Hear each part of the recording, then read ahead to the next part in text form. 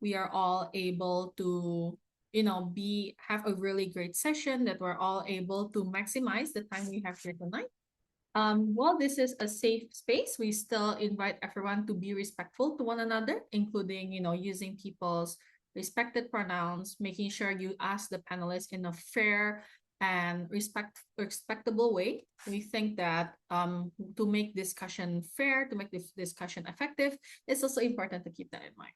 But otherwise, we hope that you all also would like to open up and maximize this discussion. We have the Q&A form that you guys can all use, but we also invite everyone to directly ask in the Zoom as well directly. It makes engagements more fun. I'm pretty sure all the panels here will also love to hear a thing or two from you.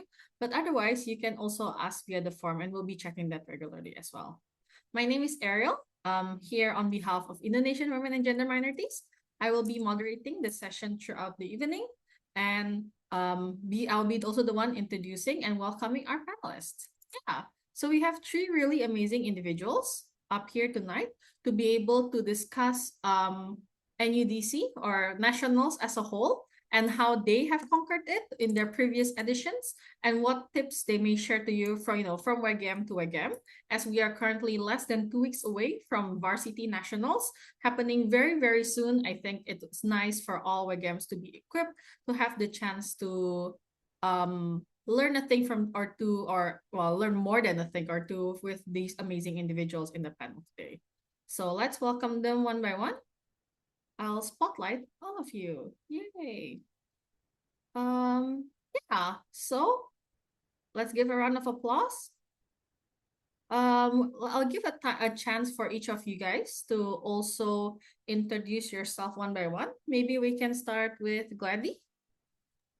All right, thank you so much, Kak Ariel. First of all, hello everyone, good evening. Happy to see everyone here. I'm one of the panelists today that will be talking. I'm Gladys. I represent both West Java but also the Rio Island, and I have been debating since 2019. So, yes, it was nice to see everyone here tonight. Hi, Gladys. Yay, Gladys sambil nyambi mamam, which is kind of funny, by the way. I don't know if you noticed your name is like that, but I think it's very cute. So yeah, which also bridges to the fact that this is a very casual discussion. If the rest of you also wanna do this while snacking and eating, that's super chill. This is in no way an official, like, formal seminar. You can definitely enjoy and chit chat. Next upcoming, we have Renee. Feel free to introduce yourself. Hi, so my name is Renee. I'm from DKI Jakarta, but I'm a Bogor girly, so technically Jawa Barat, but I'm currently going to Unika Atmajaya, so Jakarta Pusat. I've been debating since 2022, jadi aku baru mulai itu when I was in university or like maba langsung ditarik sama Atmas EDS, so ADC. So that's how I started getting into debating. I did not debate during high school. I was too puyo during high school, but I'm glad I gave it a shot in university. So still new, not really new, but happy to be around the community regardless. So I think that's it for me. Hi, Renee. Does it mean you're not Puyo anymore? Masih sih, cuman like better than high school. But Uh, manageable, manageable. okay. Hi, Renee. Last but definitely not the least, we have Siska. Could you introduce yourself? Hi everyone, my name is Siska. I guess I'm officially located in Jakarta Selatan, which is South Jakarta, but I go to Universitas Kristen Indonesia, so that would be East Jakarta. Tapi intinya Jakarta aja.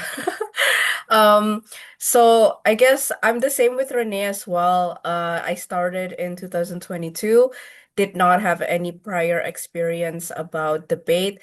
If you guys want to know a fun fact, one of the reasons why I joined Uki Debating Union was because I was lonely. I wanted to find friends who were able to speak in English. So I'm not being elitist. I just want to find people who are like, I kind of want to have friends who can speak in English. Let me like find out, is there any clubs in my university yang ada kayak like an English club gitu loh. Terus apa namanya? Join Ukidu, there were only two people. So I was the only three member over there. Terus ada coach juga. Terus coachnya kita, our lovable Kak Shannon, immediately was like, Siska, do you want to join competitions? And I was like, okay, fine, why not? So here I am right now. Wow, that's the first time I've heard of that. Little bit of backstory on Siska then. Well, up until now, do you feel like you end up, fulfilling that goal of meeting friends who also speak English? Oh yeah, definitely. But I think I know it's a bit cliche, like, oh, it's the friends along the way, guys. Tapi kayak it truly was for the friends along the way. 'Cause like I joined the community. I wasn't really expecting a lot. But I found so many beautiful, wonderful people. I learned a lot and I finally understood why I'm so passionate in a competitive way. So hopefully everyone in this panel discussion can also find their place in the community as well. So yeah. Ah, yeah, okay. Really good way to introduce and start maybe a bit more of this discussion that, it is really about the journey. And for all the three of you, part of your journey, well, I'm assuming all of your debating journeys are still going on, but one of the, I would say, bigger parts of this journey was that each of you went to your nationals and around the same time as well, which is last year's nationals, NEDC 2023. Well, I mean, we all know, we all saw the poster, so we all already know that you guys were the delegates of your institutions. So I guess the question is, could you tell us how was like the story that made you end up being representing your institution? Because that's like quite a big name, I would like to say, right? Because, being able to represent an whole institution, especially up until the national stage, especially that each of you were able to achieve in each of your shape and form. Let's start off with that. Maybe we can start from Siska. Could you tell us how you ended up becoming your institution's delegation? Yeah, so as you guys already, well, I just revealed that we don't really come from a big apa debating community atau kayak debating club ya, teman-teman. Jadi UKI itu we're very very new in terms of debate. It was made di tahun 2020 ya kalau nggak salah. Which is exactly why there were only two members dan two membersnya itu orang hukum gitu. Again, I joined because I was Very curious. stereotype. Yeah, exactly. Actually, a lot of my friends think aku itu anak FH, tapi enggak ya teman-teman, aku FEB. Tapi apa ya? There's still selections obviously karena yang namanya kampus kan mereka tahu kalau misalnya cuman ada dua debaters and then one and one. Sebenarnya pas angkanya tiga, tapi nggak bisa asal juga. So technically, our coach was the one yang kayak, okay guys, like I understand you guys have no understanding at all about debate or judging, but we are still going to test all of the skills. Um, tapi selectionsnya, I guess, I don't think Ukidu is like apa ya, a good example of like the proper way to select delegations. Tapi I think this experience is common for a lot of universities that are new in debating ya. The struggles of regeneration, the struggles of finding a coach, doesn't know how to select the people. Yang penting kamu mau jadi debater, oke silahkan aja gitu loh. So I think it wasn't really that formal. Not until my second time. So I joined NUDC the second time, and there was some members. I mean to be fair, cuma nambah dua orang, tapi ya udahlah lumayan ya kan. Nah jadi di situ selectionsnya masih agak proper lah karena kita masih bisa ngecek dalam hal point and speaker scores gitu. We didn't really choose in a way of apa namanya experience, cause it felt unfair karena berarti aku sama Rama itu udah ada prior experience, orang lain kan belum ada experience sama sekali gitu loh. Tapi ujung-ujungnya juga yang mewakili UKI itu tetap aku sama my partner. So yeah. Okay, so I guess like while the selections memang ada, it was not necessarily something yang I guess as high of a selections yang mungkin other institutions face, I guess. And that lead you to being able to, berarti 2 kali ya Siska NUDC-nya juga. Yes, benar 2 kali. Jadi 2022 sama 2023. Oh, oke. Eh, iya dong, Kok iya ya 2020. enggak dong? Aku No, 2023 wait, sama no. 2024, sorry. Okay, we are also Ya, losing. no, that makes sense ya. Karena kayak I joined 2022 itu September. Kan apa namanya kan baru mulai debatnya September. NUDC itu kan 2023 Julinya. Terus 2024-nya lagi baru aku join NUDC lagi. So ya. Okay. Okay, thanks for sharing. So that's, I guess, a point of view from well, small and up and coming institution, or we call it up and coming institution. Maybe we can hear from Gladys, who people do know Unpad, and Unpad's SU Unpad is also a more solid debating club. Can you share how you became your institution's delegate? Yeah, okay. So I would say Unpad in comparison would have a more systemized system. In a sense, usually the selection go through university level. The expectation that are ideally set by the rectorate is that every faculty will send like two representation from each faculty, each faculty they can select their own candidate according to like the system that they would like. However, that is the ideal situation. In reality, most faculty will opt out of even selecting and usually does not have a representation at all.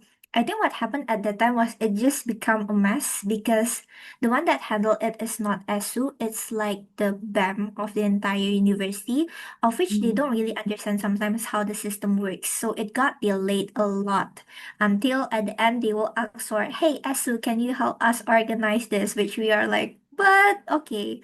And I think what happens is, which is a little bit similar, I think, with Siska, is that technically, you already know that if ESU send representatives to participate, most likely the people that are going to represent UNPAD are going to be from ESU because experience-wise, they have a lot more experiences. But for, I guess, fairness, everyone can participate. So what happened at that time is we helped them organize by creating the system, how it works, the selection and stuff like that, and it ended up being held in such a way. And I think a little bit of a fun thing that I could share about the whole entire experience is probably it happened during both me and Kaal is actually traveling. So we actually did the selection thoroughly on a train. So like it was like debate, and then suddenly it turns into black because we're in the tunnel and we did not have any connection at all. So like stuff like that definitely happens a lot in the selection, and it may be different, I guess, on a lot of way and system. And I think what made me really appreciate the selection in such a systematic way is that you can see a lot of potential from like faculties. They probably just like the opportunity to train and participate in the competition.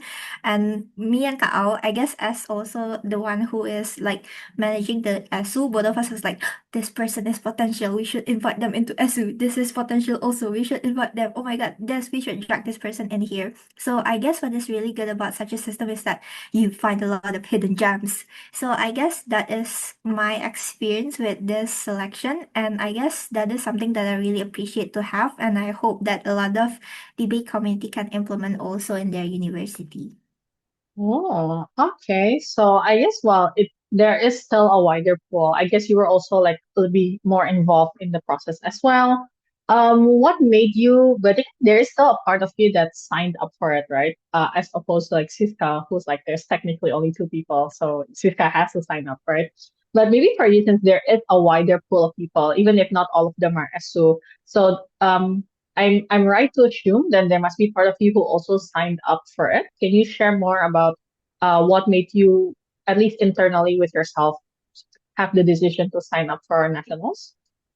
Okay, so actually, I think this is a cycle that happens to all debater. I'm not sure, but basically, I have faced this since high school because I have debated for quite a long time, and I think a lot of my friends that probably know me personally would always hear me saying, "No, I'm gonna retire in debating. I'm gonna retire in debating." It never happens, obviously, because I'm here. But yeah, that happens. And before NUDC, I do not actually have plan of participating, so I did not really register until literally the last night where they are closing their registration. And what really made me want to participate, I guess, is whole entirely to my teammate, Kaawo. And what happened is totally already forgot it and put it out of my mind because I was focusing with, let's say, university has a lot of things like projects, I guess schools and tests also. So what happened is, before the last night, literally before registration, Kao literally called me, sign up now, go it, you won't regret it. It's like, let's try it for now, and at least you won't regret it, and you have more time to think before the selection. So like stuff like that. So I think definitely having a circle of people that really support you in what you're doing matters a lot. And I guess that's always the reason why I stayed in debating, because of the people that are here in the circle. Ah, that's so cute. Okay, so eventually, oh, first of all, we love Kao. I think we stand all. And I'm glad that they successfully roped you in, so that you're here as well today. And okay, that's nice. We've heard from Gladys as well as from Siska. Last but not least, maybe Renee, you can share from. I would like to say Atma is like kind of well known. That's also like not the biggest institution. How did the selections go in your place, and how did you eventually ended up becoming your institution's representation? Okay, for Atma, we don't have like a big like in university level selection like in Unpad. It's actually pretty well known for our ADS or like ADC, specifically Atma Jaya Debating Club, to be the one representing Atma Jaya for any debate related things. So like rectorat and like let's say kayak the one that handles our bureaucracy, kemahasiswaan dan kegiatan apa segala macam kinda does look to ADC when it comes to debating stuff. So whenever they see kayak announcement lomba apa segala macam, we can almost guarantee our BPH will get that forwarded to them. So Atma already knows ADC to be like that reliable in debating. So the question then becomes, internally in ADC, how do we pick delegates? And at the time, I was already head of training, which is the division in ADC handling picking delegates, training them, etc. So it was following the a lot of the flows that we do for regular competitions. So we make the announcement, have people sign up. So like if you're a member of ADC, obviously you are allowed to sign up. We have an internal selection judged by our seniors, like let's say Gio, Fine, gitu-gitu, and like other bundas. We know them as bundas, but they're like Atma seniors. So if they're like an IWGM from Atma, then you can kind of assume that they're like part of the bunda gang. But really iconic seniors that honestly really does help out training a lot whenever nationals comes around. So it's no different from last year's nationals. I had a format tour of like seniors that helped me pick delegates, and like essentially that's how the flow goes in ADC.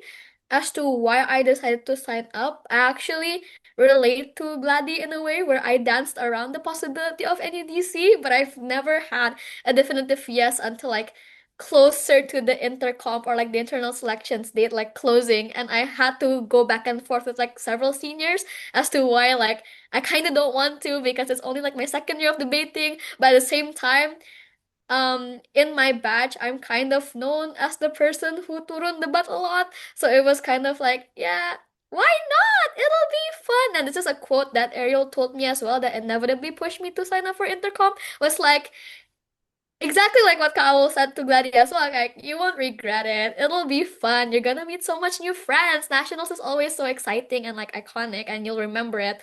So that's inevitably why I joined. I didn't even know who was gonna be my teammate at the time. It happened to be Lewis because he also signed up randomly. So like we didn't tektokan beforehand. We just kind of got assigned together and bam. That was the first time I turned with Lewis as well. So figuring out our dynamic, him having to adjust to English debate because he was originally wanting to do Indo debate, and everything in between was just like very new, very exciting. And I think that's why last year's NUDC was very memorable for me and why I didn't regret signing up for that internal selections. But that's from me personally. So yeah, I guess a few. I guess you guys all have like this same like bouncing along on the question on whether this is meant for you or not. But ultimately you did sign up. And hearing from this, we're gonna talk a little bit more about this later. But you guys admit that you don't regret it, which is a good thing, which is why you're all here as well. But from Renia, what we can get is like, I think there's also a bit of like how you shared that you had to figure out your dynamic, especially was with a new teammate. with someone you haven't before. So there's already part of you that was like unsure, and now there's even more uncertainty coming from the fact that yeah, this is the first time you've teammated with this person. So maybe we can talk a bit more in the preparation process, like from you personally, what are the important metrics you think someone preparing for nationals should like prepare and check off their list? For me personally, how I prepared for nationals is to have a somewhat of a good relation with your teammate first and foremost. Because again, I've mentioned that this is my first time teammating with Lewis. So obviously I have to prepare in the way where I have to build a connection with him. I have to build a dynamic with him. I have to be able to set the speaking positions, who's gonna go first, who's gonna go second, and how we end up in our speaking positions. So I think bonding with your teammate is quite important, especially because I've seen a lot of teammates not getting along as well during nationals because nationals is very high stakes, guys. I've seen a lot of teammates fight during last year's nationals. So it's always good to be able to build that bond with your teammate first and foremost. But it's to the point where me and Lewis just goes everywhere together. Like people point out the fact that kayak bapak anak, like it's to that extent. We do not go anywhere without each other. So I think that's a good way as well to like rely on your teammate, but also like obviously your N1s. But how other things, other metrics to prepare for personally, I did a lot of training. I did a lot of practices. I think specifically with like Uki, Ukape, and like Sampurna and other institutions that was in our like co-parenting or like little spar group, it was very important for me because it did bring me a lot of like material debate wise, like how I can improve like per as speaker, but also with knowledge because fun fact, my attention span is quite bad. So if I had to rely on myself to like let's say search up news or like kayak sit through like an economy report, I would die. But like through sparring sessions, it's quite implementive. Like, okay, this is what the motion talked about. This is what it was referring to. So it was really helpful to constantly practice, constantly spar, because through those spars, through those practices, you're also getting real life knowledge and like mattering outside of it. But lastly, then, other than like debating aspects and like preparing for it, like structurally, personally, but also like material wise in debate, I think the mental that you need to have for nationals is quite different from other competitions. Like I've said, I have a lot of uncertainties going into nationals, a lot of the reasons why that is. But because of those uncertainties, I had to really pep talk myself a lot. Like I was saying to myself randomly at 12 a.m., I'm not gonna regret this. After like, let's say like a really long practice session yang kayak beres 11.30, aku masih tidur di ranjang kayak, man, will I flop? What if I tiba-tiba nangis during rounds? Because I'm also like very much a crier. I cry every day during NUDC. Jadi kayak the mental game was insane. But that's exactly why you need to prepare. Understand and really manifesting that you're gonna do well and that regardless of result, you're gonna have fun, you're gonna meet new people. I think what's really grounded me. And even if during nationals I cried a lot. Like every time I get fourth, I cry. When I broke, I cry. When I broke partial double octos, I cry. Proceeding in elims, I cry. The mentality of like, oh yeah, this is so much fun. I'm having so much fun meeting people is what inevitably got me through national. So like if I can summarize it in like three things, three metrics, bond with your teammates, spar a lot, get that knowledge, get that material to like build your speeches up, have confidence in yourself and manifest good things. And even if you cry, you stop crying eventually. So like there's always something to look forward to. There's always a pot of gold at the end of the that's not the right analogy. Silver lining cloud thing. Yes. So that's how I would describe preparing for national. Okay, so there's actually four things then. So bond with your teammate, I think, especially DP, yeah, because it's just like the two of you, like against all odds. So it's important to like, oh, this is your teammate, it's gonna be your ride or die. So bonding with your teammate, definitely.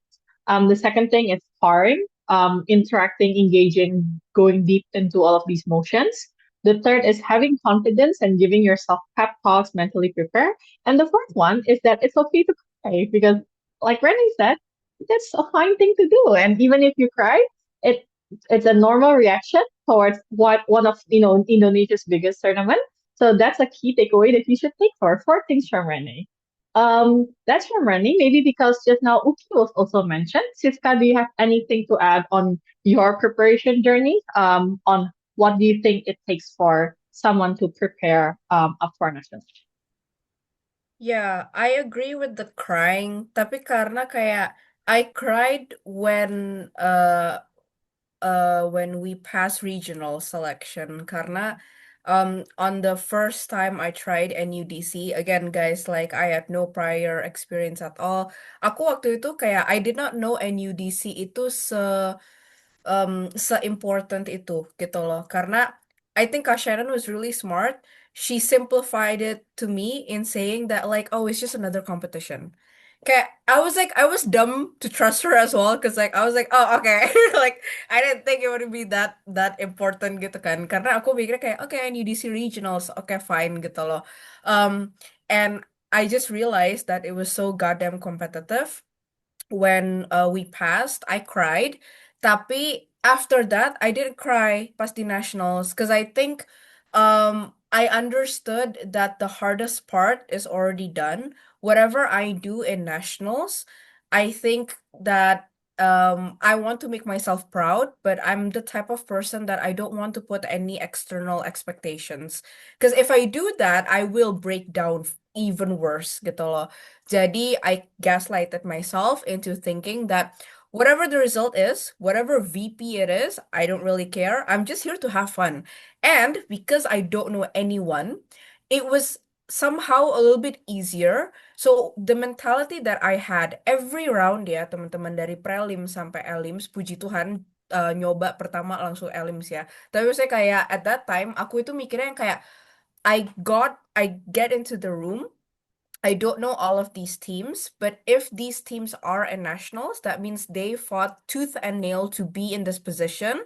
I have to respect them, which means I have to do the best that I can gitu loh. Jadi, I'm not only doing it for myself, but I'm also doing it for them gitu loh. I want to have Oh. them like I want to give them a good time as well, which means I need to bring good arguments dong biar mereka juga semangat gitu kan. Jadi I gaslighted myself in that first year ya. I gaslight myself. I don't want to see anyone as a quote unquote enemy atau opposition. I see them as a sparring buddy gitu loh. Karena aku mikirnya yang kayak okay, regardless of the result, I'm just here to have fun. And thankfully that actually like kita apa sih? I think it was the highest breaking novice team or something gitu loh di tahun Wow. 2023 kan. Iya. We were like apa open break gitu, we were the highest. I think tapi kita sampai quarter doang kayaknya. Tapi quarter doang aja aku mikirnya kayak god damn quarter gitu kan. Tapi the second time that we joined NUDC, obviously the preparation is a bit different. Because again, university has some expectations, our coach has some expectations, we ourselves have our own expectations that last year we reached quarterfinals.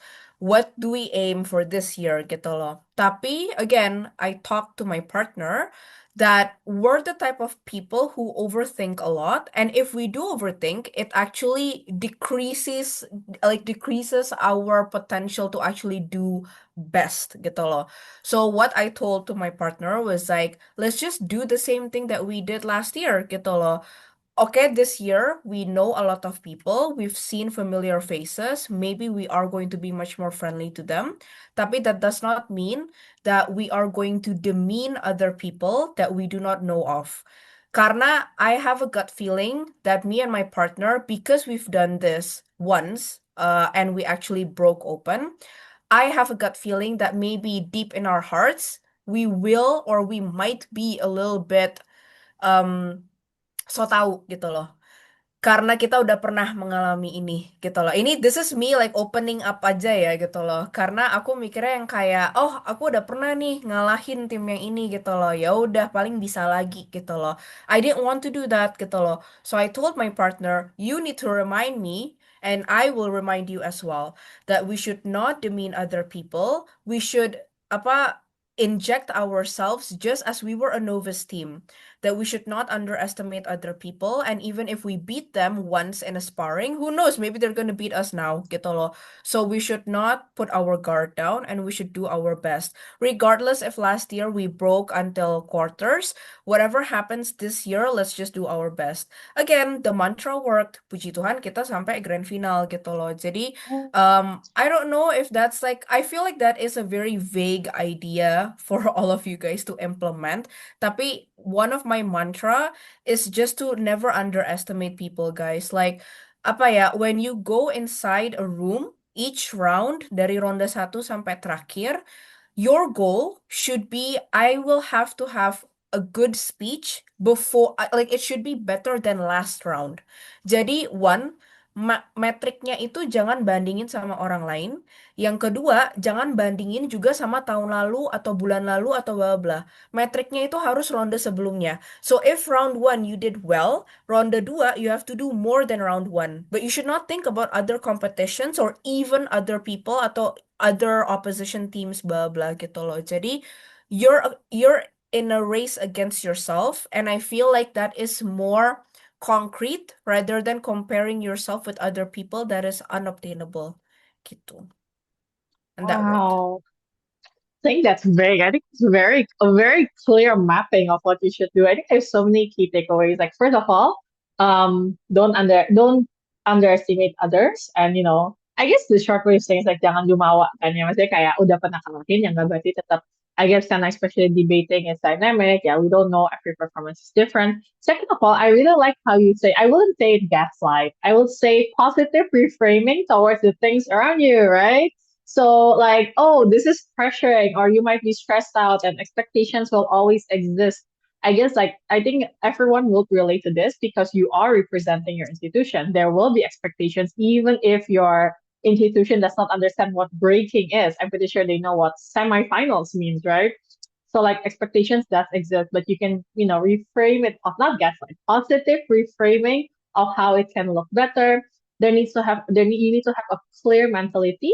And lastly, what I really like from you, you were talking about reminding your teammate, I guess keeping each other check and balance. It also follows through from what Renee was already talking about, like bonding with your teammates, also to the extent of like keeping each other in check. Because again, this is your ride or die. If they are dying, so will you, I guess. So keeping each other in check is also important. Lots of really, really not vague, very clear key takeaways from Siska. Wow. Okay. Last but not least, what about you, Lady? On top of all of those really unvague and really clear points coming from Siska and Rene, what do you think it takes to prepare, or what are like the checklists you feel like you had to do preparing up to nationals? I see. So I actually really agreed with like both Renee and Siska's idea. And Siska actually kind of remind me of what happened during NUDC regionals. So I actually met with Siska and Rama during the regionals qualifiers. And I remember that moment and that one round where we actually lost, but like after chatting with like Rama and Siska, we just got that mutual appreciation. And I remember very clearly, me and Kyle was like, this people slay, we have to befriend them on fine nationals, stuff like that. So I think definitely is the energy of like mutually appreciating one another definitely sets the entire mood for any DC. And I think one really important point for both me and Kaal is to set the right expectations and align both of our expectation of what we really wanted on NUDC. Because I think everyone comes to NUDC probably with a different type of goal, whether it is to win, it is to have fun, it is to make friends or stuff like that. Both me and Kak, I guess because both of us have tried NSDC before and Kak also tried in NUDC 2023. So we have experiences in national, and what we both agree is that winning should never be our end goal. Having fun and getting to know people should always be the goal. So both of us was like, who cares about how introvert we are or like how is our personality normally, as long as we are in the nationals, no matter where we're sitting, we should socialize front, side, and back. And I think that's really what makes us match a lot during the energy, because we know we're not here to like what type of winning do we get, but it's the type of like people that we get to know with. So it's really funny on how each run we always manage to take a picture with everyone in that chamber and just get to know everyone. So I think that kind of energy really helps helps me pushes through the entire nationals, regardless of the losses or the wins. So like I really, really appreciate that. But other than that, I guess it's how we make fun of everything. In a sense, both of us just told each other, you know what, losing will always happen because like it's an indefinite thing that will definitely happen inside of any competition. So what we have to do is that we can lose in competition, but we must never lose in style. So both of us just created like a sheets of like planning the entire wardrobe during an UDC. Like what are the accessories, what are the colors, what are the matching that we have to do. And I guess that really lets up the energy because you get to be happy and you look yourself, you feel pretty and you feel confident. I think that's the thing for us. And another minor detail that I guess we both did is that I think this kind of relates to what Renee said about how we might get angry or frustrated, depressed because of whatever that is gonna happen on national. So both of us just try to cheer each other up with like a tagline that are probably kind of weird, which is like if I was like being depressed, angry, or silent, or whatever that happened, Ka'au will say to me something like, "Stop being a Kardashian," stuff like that. And then if Ka'au is like being angry, sad, or something, I will say the same thing to her. So like it's like a little reminder if something happened, then this is a sign that oh your teammate is feeling a bit uncomfortable or probably your energy is affecting them. It's time to like go back to the positive mood again. So it's probably stuff like that that helps you mitigate a lot of problems. So I guess I really appreciate the energy and the whole entire fun stuff. I think that's from me. Oh, so I think really having the focusing on the energy is really important. Yeah. I guess having a dress code is really fun because you're there for 5 days and you have to wear your helmet for 5 days. Might as well wear something nice as well under it. So if the nationalist here wants to put something on their checklist, I guess you can add dress code for the week as well. Underneath your helmet, you can also still dress up. But yeah, setting your energy, knowing how to deal with each other, knowing how to deal with yourself, especially the mood and everything. I guess that's really important to keep in mind. So while on that, Wendy, you did talk about like how to deal with each other. That was really interesting, right? Because you are probably going to be different from your teammate in dealing with certain things, how you deal with losses, how you deal with wins, how you deal with maybe if you feel like you didn't contribute enough or you feel like you contributed more than the other person. And you talk about like, oh, calling each other out and like, don't be a Kardashian. Can you talk a little bit more on like what are possible like team dynamic issues that you may have faced or disputes and how you ended up like dealing with it and how maybe other people here can also deal with like the differences in teammate dynamics. I think the most important point for me and Kaal is definitely understanding how we act in different scenario. I think a privilege that both of us managed to enjoy is because we experienced with nationals pre-4 and UDC 2024 last year. So we know how we react to losses, how we react to, for example, arguments that we can't think of or stuff like that. So knowing how you react in those scenarios, how you mitigate, in a sense, you already set the expectation that this possibility might happen and let's try to mitigate that. So understanding yourself is definitely the first step into solving that problem.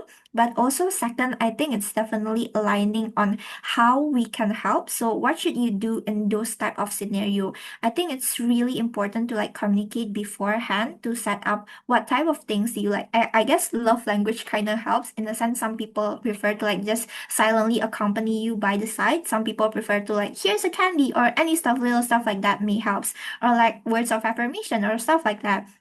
So knowing what you want to receive will be really important. Like Kao will probably prefer me to just be by her side and probably accompany her, while I would require someone to like affirm me by their words, stuff like that. So it's really good to know like what are the ways that comfort you. And likewise, you should also know what are the ways that people may try to comfort you, but on the other hand, you might feel that it's not helpful. Some people might say, no, that's a lie. I know I'm bad or stuff like that, even if you like comfort them with words. So like in those type of scenarios, it's good to know like what are the right action to do at the right situation. So definitely for me, those are the tips that I can give. But of course, it's different dynamic for everyone. Feel free to definitely like try out things and like share stories. I think situation like tonight, a pep talk with your senior can also help. Okay, this is a little bit of context, but like but during high school when we are debating, our seniors will always have like a night talk before the competition where they would like impart all of the knowledge or like the fun scenarios that they could think of, because like if it's only both of you, the experiences that you have may be limited, but having the seniors there sharing all of their experience and definitely the fun and the way how they cook. I think Rachel can relate to this, which is she's here also. So that's what they do. And I guess those type of scenarios just let me realize is how on a personal setting and perspective, how things can turn out differently and how the coping strategies that they have utilized, I could probably try to implement them. And I guess again, having a support system always help. And those people can be either your sparring partners or let's say your mentors, or let's say it could also be your seniors in the club. So like definitely utilize all the people that you know. And if you could not find any, then IYGM community is an option. So there's always different ways that works for different people. Having support system always works. But how you then deal with like the differences within your teammates is finding out the love languages. Because if what is teammating if not building somewhat of a love relationship? I wouldn't say romantic. It is, somewhat of a love relationship. Renee gave a side eye. We'll ask Renee more about this in a bit. But knowing what works for you, what doesn't work for you, knowing how what works for your partner is important, because having this is more than just teammating. You're there for like a week together, right? So I guess understanding one another becomes quite important. Renee looks like she has a lot to add on this. So how about you, Renee? what how then do you deal, especially like when you mentioned earlier, this is the first time you've actually paired up with Lewis, your teammate. How did that go? What did you do to like deal with like maybe a bit of the uncertainty, but also a lot of like the unfamiliarity from that? Okay, I want to preface this by saying that as a girly girl through and through, my teammate is the complete opposite. My teammate is like a cis hat straight male. So whatever works for me coping wise is not what he does coping wise. So that's like a sort of a hurdle he kind of found out during nationals, right? And it's not always sunshines and rainbows as well, obviously, because it's your first time teammating. There's always going to be quirks that you are first finding out about that certain somebody. I noticed that even if Lewis doesn't cry like I do, or if my teammate doesn't cry like I do, he shows his frustrations in different ways. And this was apparent during partial double octos. So there was this one round where we just both did not vibe with the motion, and we were just butting heads on like what characterization we would like to bring on like one specific wording.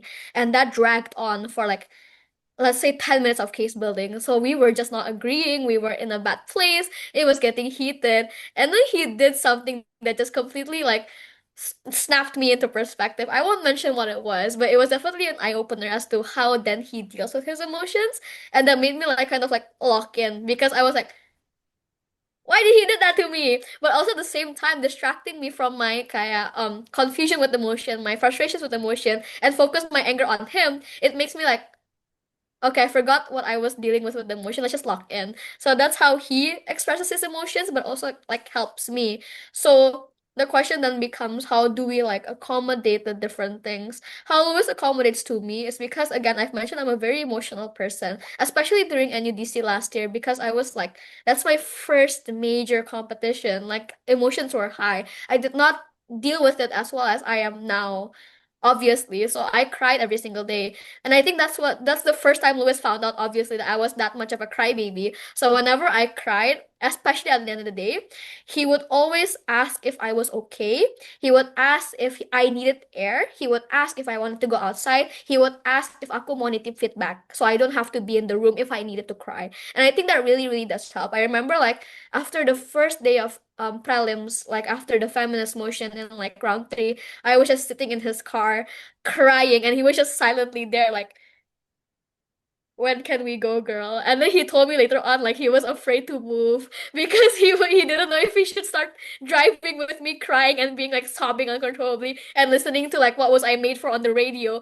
And that was like the final nail in the coffin. I was crying heavily at that point, and he was just there like, gue mau makan tapi gue gak enak nanya ke dia mau makan apa hari ini gitu loh. So he waited until the hotel, and he was like, I was actually starving. What do you want to eat? I didn't want to bother you while you were like clearly in your feelings. So I think that really helps. Like he is a psychology student. I'm also a psychology student. So he understands like generally how to deal with people. So the question then becomes, how do I deal with him? And the short answer is like, I just do not bother him when I clearly see him frustrated. Because for Lewis, as because he deals with me in silence, I also deal with him in silence. So when he needs time to just sit down with his game, because that's how he copes. He just like sit down, reflect on the round by himself, or like plays his game while we're waiting for the next round. I just don't talk to him because generally socializing also makes him really, really tired. So whenever we go to major competitions, especially in UDC last year, he was like, "You do the talking with other people. I would add on when it is needed." So I was the one making small talk with people, and he was just there like, "Iya, aku juga." Atau kayak, "Iya, aku relate," gitu-gitu, like just following around with the conversation. And that's how we deal with each other. But obviously after nationals, obviously after encountering the dynamic for the first time, we talked it out more on like, ideally how do you deal with me, how ideally how I would deal with you. And that solves a lot of confusion on the way. Although because NUDC was our first time like being teammates and stuff like that, it was definitely like a learning curve. And I guess until now, I can safely say that it is still a learning curve. I'm still learning how to deal with Lewis, as well as how he is still learning how to deal with Renee gitu. But I think that's also the joys of being teammates with somebody. You get to learn more about a person normally, like you haven't learned about this person before. Even if me and Lewis are in the same faculty, same major, in the same class even, we don't talk in university. The only time we ever talk is during debates, during our rounds, when we're traveling for debate together. And I think it's like a really great opportunity to get to know who you're teammating with, what they're like, what their quirks are. And I think that really helps during nationals as well. Because obviously you don't want to be debating with a stranger.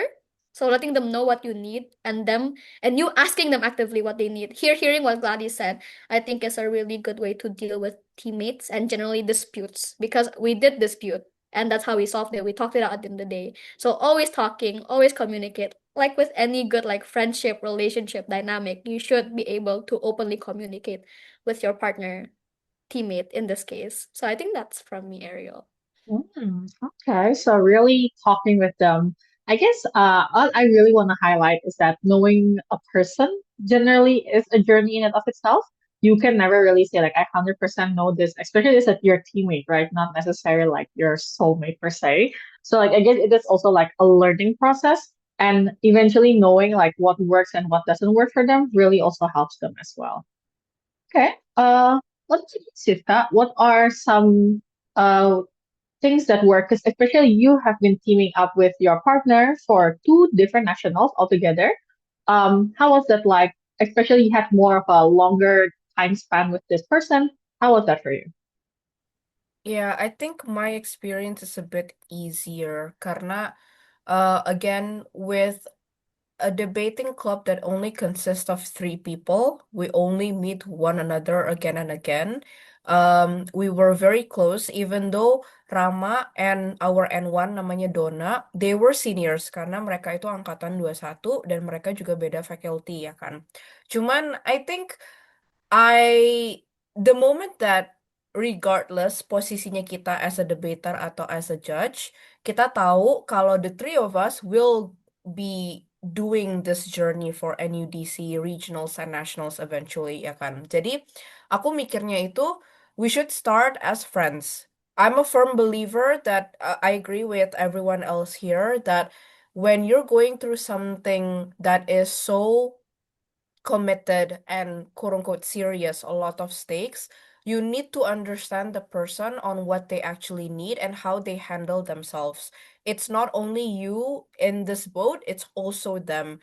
And regardless if you're having fun, but if they're not having fun, then it's not apa ya, it's not a good condition, it's not a good environment that you want to foster gitu. Jadi, the moment I knew that like okay regardless siapa nih yang dari kita nih jadi debaternya, yuk kita jalan-jalan bareng gitu loh.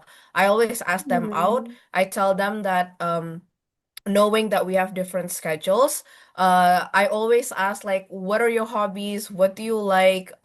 Gimana sih kalau di FH, kalau di FEB itu kayak gini, bla bla bla. Dan mereka kan waktu itu kan angkatan online, jadi aku angkatan offline. All those kind of quirky things that was not related to debate at all was the starting talking points for me to befriend them. Jadi thankfully we were a good match as friends. Makanya pas apa namanya aku sama Rama, actually looking back, we don't really have a lot of disputes, which is very rare ya, karena um knowing our journey, a lot of our friends know that we are very hard on ourselves. Again, we don't need external expectations. We already have a lot of drive and motivation because both of us are overthinkers gitu. So I think a lot of people might assume that we might have a lot of fights. Tapi in reality, I think we understood one another very well. Rama was able to understand if I was stressed. I'm the type who would sit in silence and listen to music. Uh, I did not even have to communicate with him that I needed alone time. He already knew the social cues and then he would actually help. So again, I think that's a very rare occasion ya teman-teman karena Rama really knows me and I also know him very well. So whenever he's tired, he needed a smoke break, I would tell everyone that like, okay, don't bother him because he's doing his own thing.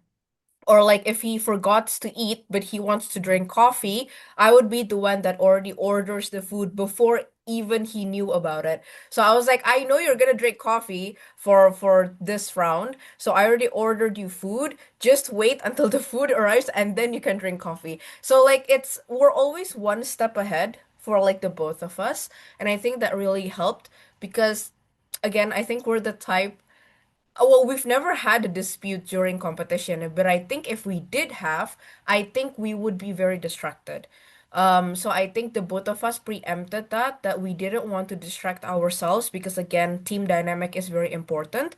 So we were like, let's make her happy, let's make him happy, regardless what is happening within our head or our hearts. I'm gonna talk about it at the end of the day. And we both knew that. We both were very considerate with one another gitu. Jadi, but I think all of this can happen because there is a prerequisite that you guys have to want to know your partner and you want to have to be there for them gitu loh. Karena kalian jangan okay, I'm just going to do this for myself. I don't really care about my partner. Or she seems happy, they seem happy. Well, I'm just gonna assume that you're totally fine. Let's try not to do that. You should always ask your partner explicitly. And once they already reassures you that these are my hints, these are my social cues, then it's quote unquote your job as well to actually memorize them and be there for them, hoping that they can also do the same thing for you. Gitu sih. Okay, so we've already talked a little bit more about like, asking and communicating with your partners. But I think Siska highlighted a different perspective that's also on the same note is that before they also tell you, because maybe sometimes people are also not comfortable with saying that, oh, I need space or something.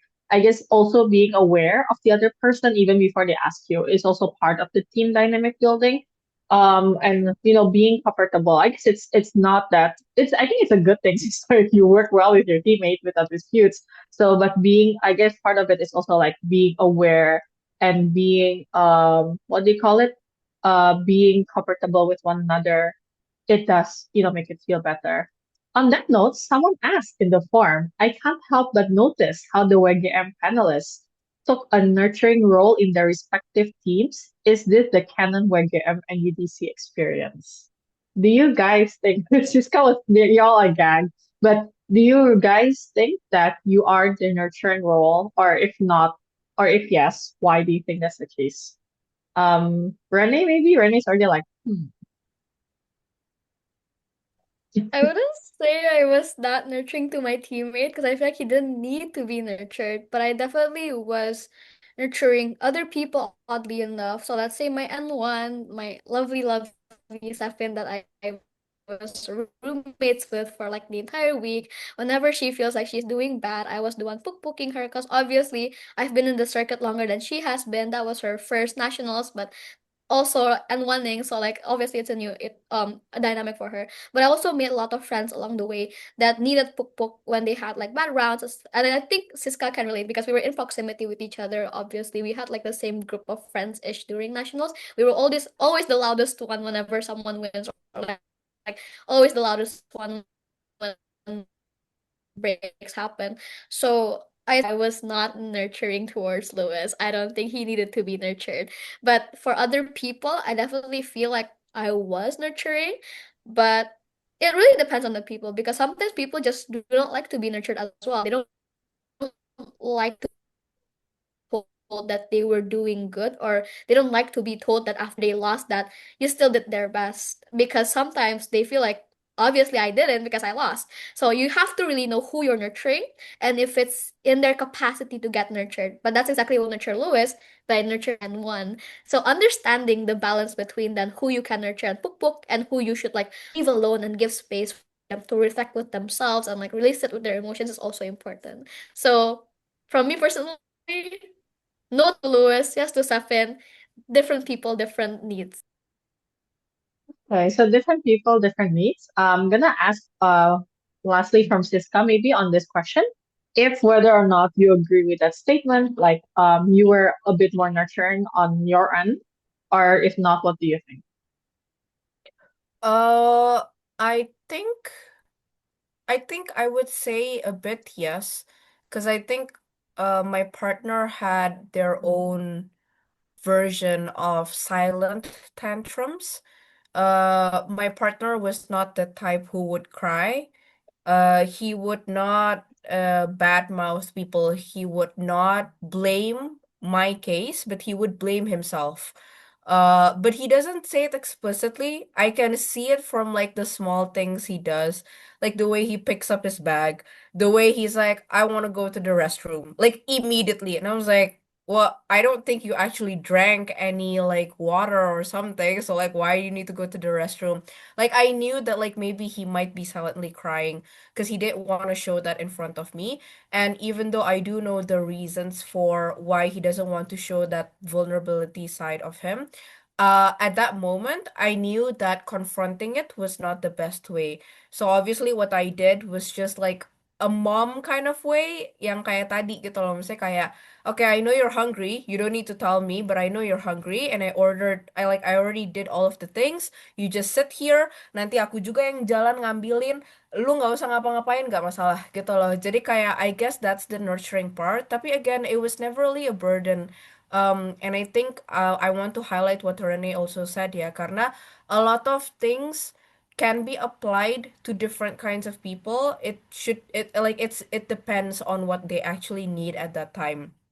At that time, apparently, I know my partner very well, and I know that this way of showing care and love will actually motivate him to do better. So, regardless if he's giving me like the silent treatment, he doesn't really want to say that he messed up. I understand that he knows that, and I don't need to tell it for him, gitu loh. So, one, I don't need to add more pressure, and second, if he needs anything, I'll be there for him. Jadi kayak version of nurture-nya itu kayak seperti itu gitu loh. And in terms of my friends as well, ya sama kayak Rene juga, obviously there are friends of us yang kayak explicitly say that they are either angry, ashamed, stressed, blah blah blah. Honestly, dealing with those kind of stuff is a bit easier for me karena aku udah mulai ngerti gitu loh. Kalau misalnya, okay, what they need is actually physical affection atau enggak just lending an ear to listen blah blah blah gitu loh. And I think it's just much more complex kalau partner sendiri gitu loh. Karena kan you want to maintain that good team dynamic for the next round because technically there is another next round gitu loh. Jadi itu aja sih yang mengkhawatirkan, tapi apa namanya, again, like don't be scared in making the wrong move. But what I can advise is do not neglect your partner. That's like the key that I want to send to other people. Like, kalaupun nih misalnya, oh salah ya, aku tadi salah ngomong nih, aku seharusnya jangan bilang semangat ke dia karena dia malah tambah merasa kalau aku ngomong semangat malah tambah ada beban. Tapi that movement or that act is still way better than not doing anything. Gitu loh. Unless that is exactly what your partner asked for. Tapi one, just do not assume, and two, do not neglect your partner. Do not show little to no effort in giving them care and affection because that's much more worse than actually making a mistake in trying to comfort them. Gitu. Okay. Yeah, so getting to really know whether nurturing works or not for them, it really depends. I think something to highlight from Siska is that you do feel like you are nurturing, but like in no way does it like burden you or anything. You feel like it's something you do want to do, but it's not also like something you're consistently doing, especially if your teammate isn't receiving it well. Okay. On apparently the topic of teammates sparked a few more questions in the forums, which was a good time to also remind everyone we do have an anonymous form. It can also not be anonymous, but you can ask from there too. And we have a few questions from our high school nationalists. Because not only varsity nationals are coming up, so are the high school ones, which is both NSDC and LWE. So there's a question coming from, and this is I want to direct this to Gladys first, maybe. So this question is coming from someone who is an NSDC nationalist or going to be competing in NSDC, who talks about like the fact that most of you guys talk about being from the state institution, and it's a little bit different for NSDC because you are partnered up with strangers from different schools, and they're even from different cities. Like, how would you suggest on building trust in your teammates and building friendship in such a short time when you cannot even meet them, especially now from being in different cities and different institutions? What do you think, Lady? For me personally, during NSTC, what I did during high school is definitely having a lot of frequency. I'm not sure whether this will work with everyone, but I can probably highlight that first. We definitely train a lot since we're representing the province that we're coming from, and we pretty much meet every single day. So after school, I will spend the whole entire time sitting in front of my laptop having Zoom debate session with this teammate from other school. So definitely first is the fact that we have the privilege to be in a technology era is that we have the capacity to meet with them even through online. So I guess first setting up a schedule and a routine time for you guys to train is really important. That sets up obviously the foundation of you being competitive on nationals, but also for a time set aside for you to be able to bond and understand others for your teammate. And I think what really works for me at that time is the fact that you guys are being bonded together in the same type of scenario means that you have already several common topics that you can talk about, whether it is how you start the debate or like what are the pressure that you're feeling with, what are your schools up to, how is the homework, especially if it's like exam seasons, then I guess the common pressure. I won't say the common trauma bonding session, but like, yes, you definitely do bond from the same scenario that you are situated to. So that is definitely a good basis for you guys to talk about. And what I think really helps also is after every debate training session, you don't really stop immediately after the debate, after you receive the feedback from your mentors or your seniors. You stop there and you talk about what happened today on the debate. And I guess from there you can start a lot of like stuff. For example, if you guys are debating about a certain topic, from there you can actually ask like much more personal questions that of course both sides are still comfortable at, and from there, you guys can bond definitely. And I think that is already the best type of situation where you guys can be friends with one another. Fun fact also, all of my NSDC teammates during like 2021, I met all of them in NEDC 2024. So like, yes, if you guys are in the debating community, definitely do get along with your teammates because those are the people that you may meet on NEDC also. So yes, definitely spend a lot of time with them. And from the little sessions that you guys get to do, you guys will definitely bond with one another. So I think that's all from me. Wow. So definitely highlighting that we are also in a very technological era. We are doing this on Zoom, so that's something to be grateful for. But I think I do also wanna, point out that there also needs to be effort. Gladys mentioned like how you have to sit in front of the Zoom after school just talking and debating and sparring, and that is a lot of effort, especially, like after school you kind of don't want to do any more learning, but you have to give effort. So hopefully that answers the question coming from the anonymous person who asked in the form. There's slightly a more different vibe of a question, and I want to direct this to maybe Rene first. Talking about that teammating might not be always ideal. So this person is currently prepping for high school nationals as well, and talks about how their teammate is looking down on them, verbally saying that she does not believe in the team and that do things that hurts the asker's feeling. How would you suggest dealing with this? Specifically, the question asked like, how do I learn to forgive her and gradually build the quote unquote nurturing vibes on the team? But or if you have any other advice inherently from dealing with maybe teammates giving or saying things that hurts your feelings? Okay, so I relate to this question very much so because again, my teammate is, and he has admitted this as well. So we love the self-awareness king coming from my teammate, but he also has said that he sometimes has trouble with social cues and generally does not know when I'm being vulnerable with him, and sometimes that then translates to him really reading the room wrong and offending me or maybe said things that didn't sit right with me.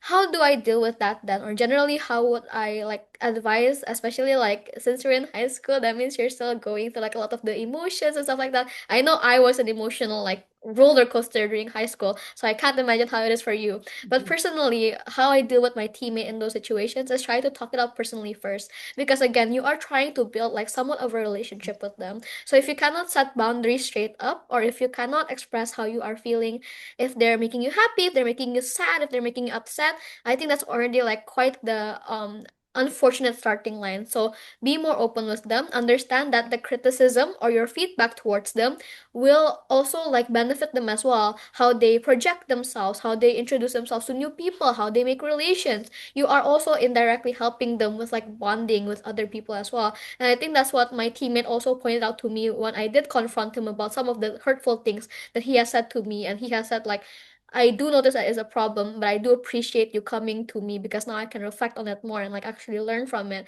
But secondly, then, if you feel like it has gotten to the point where you don't feel confident in confronting her, because that does happen. Maybe there's a power imbalance in your like, team dynamic, or you're just too puyo or like too let's say emotionally fragile to be confrontative. I know I'm not a confrontative person. I hate confrontations. I would put it off until the last minute until I cannot handle it anymore and then I confront. So take it from me, from somebody who hates confronting people, it does get to a point where maybe you feel like you cannot do it alone. What I do is I consult people who are closer to me. I know the NSDC generally, I'm not a high school debater, so gladly correct me if I'm wrong. But like generally speaking, setahu aku there are coaches for like your regions and stuff like that. You can definitely ask your coaches to mediate any personal conflicts that you have with your teammates because obviously they're more of an adult. They are more of like a third party, like more objective person. So if you feel like maybe you yourself is too ruminating in your feelings, having that third party observer atau third party person observing your dynamic and obviously know you guys, not only just you but also your teammate, really does help. You can either ask two things from them. Firstly, you ask on advice. Maybe you do want to deal with it personally because maybe it's a personal matter. You ask for them for advice. Hey Ka, hey coach, or hey whoever that you are getting advice from, I'm going through this right now. These are my dilemmas, these are my concerns, this is what I want to generally do. How do you think I should go about things? How do you think I should word it? How do you think I should approach them? Generally things like that really helps you case build with yourself too as to how you can confront this person or really talk out your feelings with that person. Or if you feel like you're just not mentally there, like you just feel like you cannot be able to logically be able to like confront them or like in the right headspace to confront them, then you can ask them to mediate like a conversation to talk about these things, because honestly speaking I think ignoring it does more harm than good. So as soon as you can address it, as soon as you find it in yourself to reach out maybe to a third party or maybe like do it yourself, I think that's the sooner the better, obviously, because nationals is approaching. So obviously you want to be in your best team dynamic, but also I think that your mental health is also important. Psychology kid here speaking, because I feel like your own mental health really does seep into your competitions as well. So if you already feel like you're not really feeling the competition because of your teammate, then that's clearly a problem that you should address really, really soon. So that's how I would suggest you like try and handle things. Obviously, what works for me would be different for you. So really reflect on your situation and really figure out if you want to do it yourself or if you need like a third party to help and mediate for you, because there's no shame in asking for help. I learned that all throughout like a university, because I was quite ashamed of like having to constantly have people like let's say kaya advise me or fight battles for me. But I really do think that in certain moments where I just cannot handle it myself, there's no shame in asking for advice or like asking for other people to help you solve the issue that you are going through, because that's what friends are for and that's what your coaches are for and that's what your seniors are for. So generally that's how I would advise you to move forward from this point. But I do hope that problem with your teammates got solved ASAP though. Rooting for you, girly, whoever you are, anonymous person that asked. Okay, so Definitely talk about it, but if you don't feel comfortable, you definitely should ask for help. You have seniors or you have coaches. What works for you, understanding the situation. Okay, thank you, Anne. And this is gonna be the last question about teammate dynamics or just dynamics in general before we move on to the next point of topic. I'm gonna direct this towards Siska. So someone asked in the forum about so they are N1 in the upcoming NUDC, and everyone else from their delegation of both NUDC and Academy comes from similar majors or comes from the same class. They're the only one from like a different like class altogether. Could you suggest to this person how to manage themselves from not feeling like they are an outsider? Yeah. So in terms of how to include yourself in the group chat and like in the friend group because you are an N1, I think first and foremost, I guess making small talks or like knowing what everyone likes and dislikes, talk about hobbies, movies, a new album that came out, a new artist that you like, because I'm pretty sure that you guys have a group chat where there are the three of you in it, just to ease communication. If you don't have it, make one. Just like awal-awal mungkin untuk formalitas yang kayak, oh guys, aku buat ini tuh nanti kalau buat di hari H biar kita lancar aja ngobrolnya, bla bla bla. You can start and like like making ice breaking dalam arti kayak, guys, kalian udah mulai belum prepnya? Kalian udah mulai izin-izin belum sama dosen-dosen, faculty, bla bla bla. And then you can try and talk about how you're also doing it because you come from a different faculty. I think try and just talk about things that are in common, which is obviously the prep. Ya kan?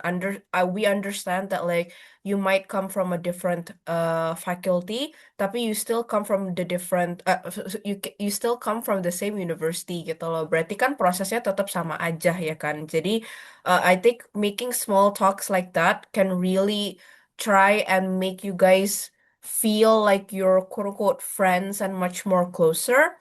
And then try and talk about the prep. Misalnya kayak kalian mau sparring nggak? Aku juga pengen latihan nih as an N1, as a judge gitu loh. Jadi saran aku itu even though you are an N1, uh if if by in any chance your other friends, like your other two friends, are not that proactive and asking you out atau latihan, then you should be the one who invites them or ask them out gitu loh, to say that like yuk kita latihan bareng bla bla bla gitu. Jadi and I think that's much more easier to talk about different kinds of topics. Maybe you can talk about emotions, maybe you start to talk about your struggles as an N1, atau maybe they start to open up their struggles as a debater, blah blah blah gitu loh. Jadi I think uh we understand that like opening conversation can be very very awkward.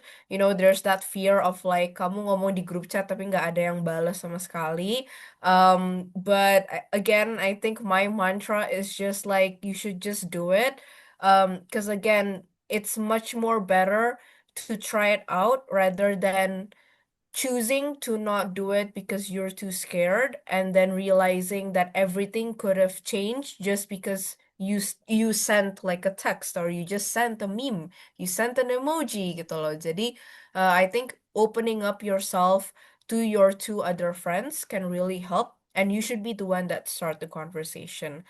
Jadi hopefully nanti di NUDC semoga kalian bertiga udah semakin dekat gitu. Okay, bahkan berenam, so because they were also talking about their academy teammates. But yeah, very good advice. Thank you so much, Shista. Being more proactive. You guys will be in the same train or plane, but or in the same hotel for like a week straight. So being more proactive, talking to one another, will definitely help you feel less left out. Hopefully that answers your question as well. So, still on the point of preparing, I do want to ask, did you guys take prep competitions before an EDC, and what you thought of this? Because someone also asked, talking about like comp performances being dynamic because you may do well in one competition and you do next in the quite terrible in the next competition. Like, how do you cope with that? Because they feel like they're just improving very little and suddenly everyone around them is improving a lot. So could you share about that? Maybe the more like debating wise preparation of your prep process and all. Tell me about it. Let's start from Renee.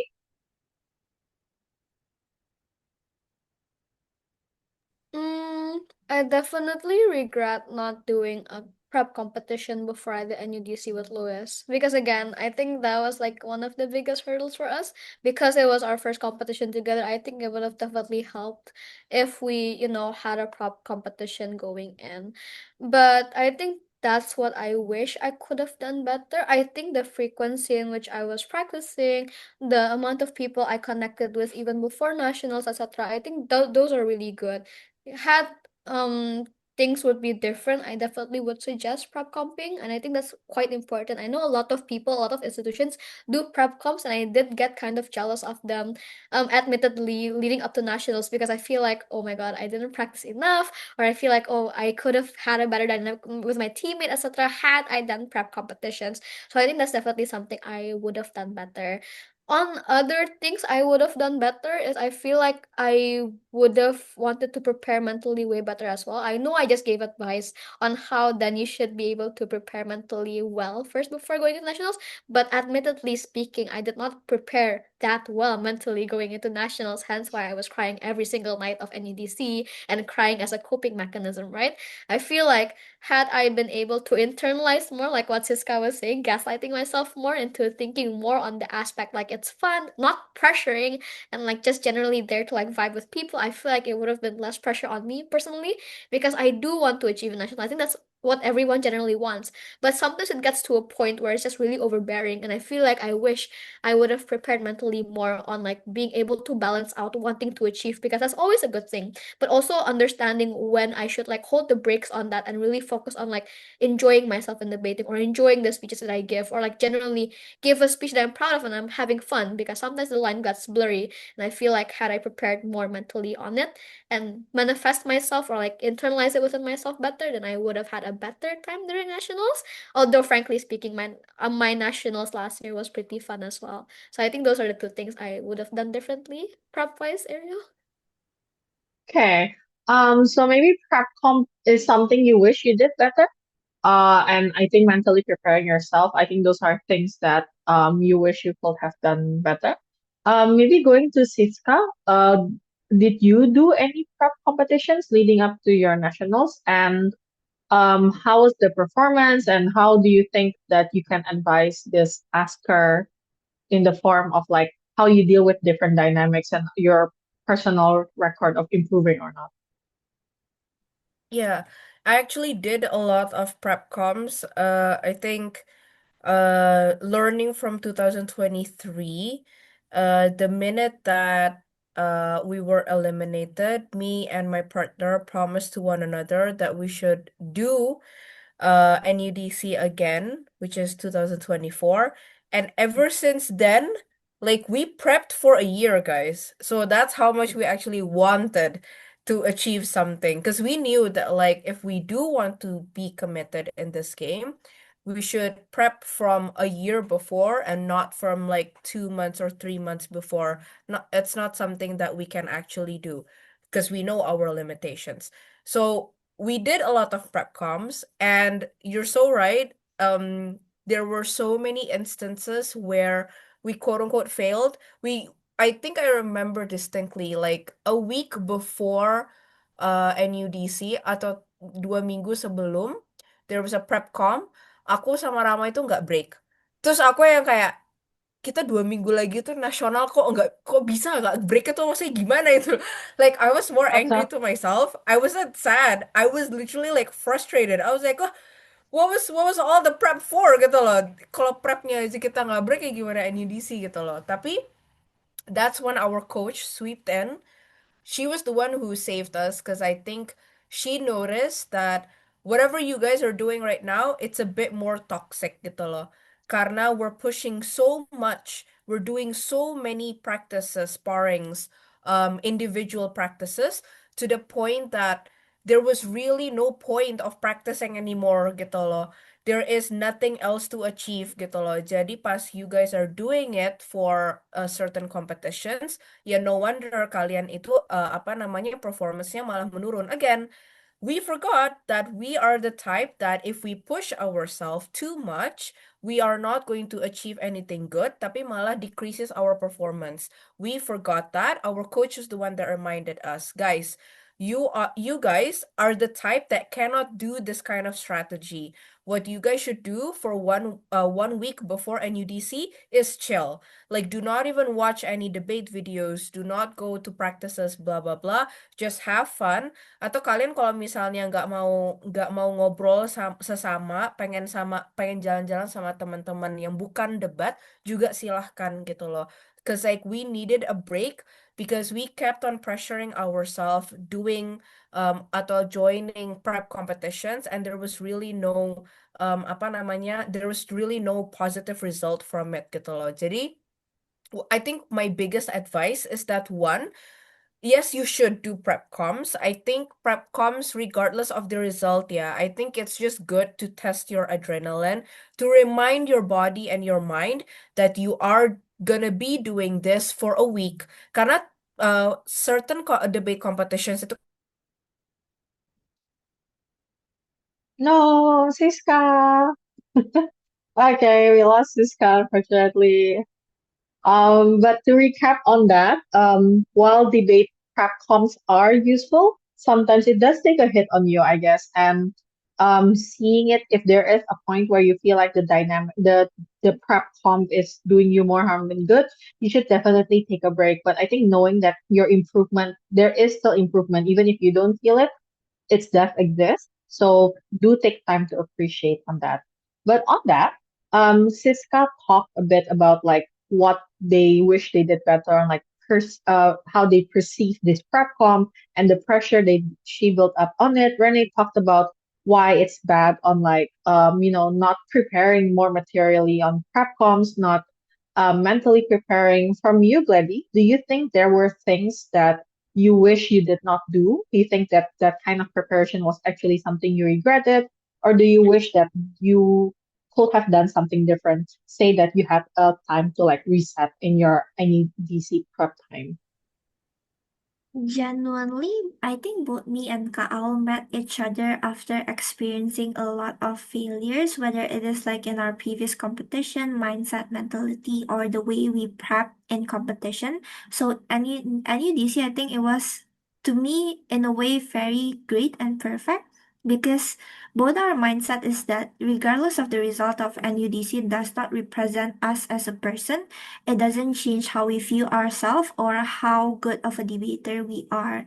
And I think what really touches me at that time is what Kao said to me is our improvement is not on whether we win as the first or second in a certain round, but whether we can maintain that score of speaker scores that we have. So like it should be an improvement. And I think what also holds me from like one competition to another is that when I compare my results in a certain competition, I do not see it from like how high of a speaker ranking I'm in or like how well I did in the team awards, but whether I think I learned something from it. And I usually do like a little recap of what kind of materials I gained from this. What did I do well here? For example, in the previous competition, I did really bad probably in the rebuttal parts. But in this competition, after the trainings, I managed to utilize what the mentors had taught me here effectively, and I had seen a great improvement there. And I think that will be the growth for myself. So it's knowing what you want to improve in a certain competition and whether you have achieved it or not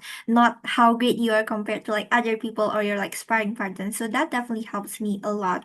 And what I think really great for me and UDC specifically is that both of us has the same mindset and same expectation of what we wanted to achieve here, which is have a lot of fun. And I guess that kind of relaxed mentality instead of like always pushing ourselves to like win really help us enjoy every second of it, to not really like view everyone as an enemy, but also they are a friend that we can develop a good friendship win, and also the fact that this will become the core memory. And because until now, really, if I look back to NUDC, what really matters was not the moment where we won, but the people that we get to know, and the laughter and the jokes that we have inter sessions.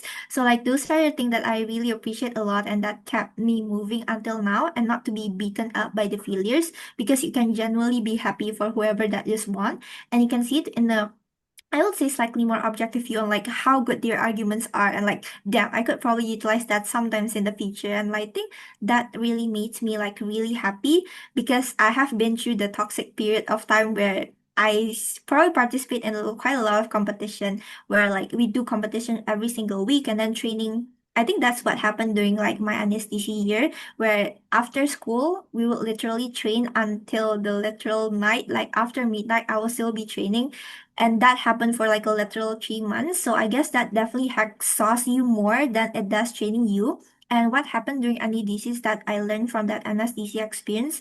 I only participate in like one or two pre-competitions with Kaal to first understand our dynamic, and second to know like what are the motions that we have to work on. And that's it. We met up for like twice or thrice per week, and we only started training like a month before NUDC. We got a mentor and like the trainings a lot. And even then we only like, oh yeah, we train until like 10 or 11, and then after that it's done. And then the next day you can focus on another thing. And I think that's a very healthy amount of improvement that you can get, but also rest and dynamic. So that is definitely what works for me after like noticing all the problems I did in like previous competitions. So at the end, I cannot say that this will definitely be the best solution for everyone, but every time you failed or like did something that you probably think is not strategic enough, it's always nice to like take note that what is going on wrong, and you can fix it on the next time, because like again, no one started out perfect. It's always like a long journey of like finding what works and what does not.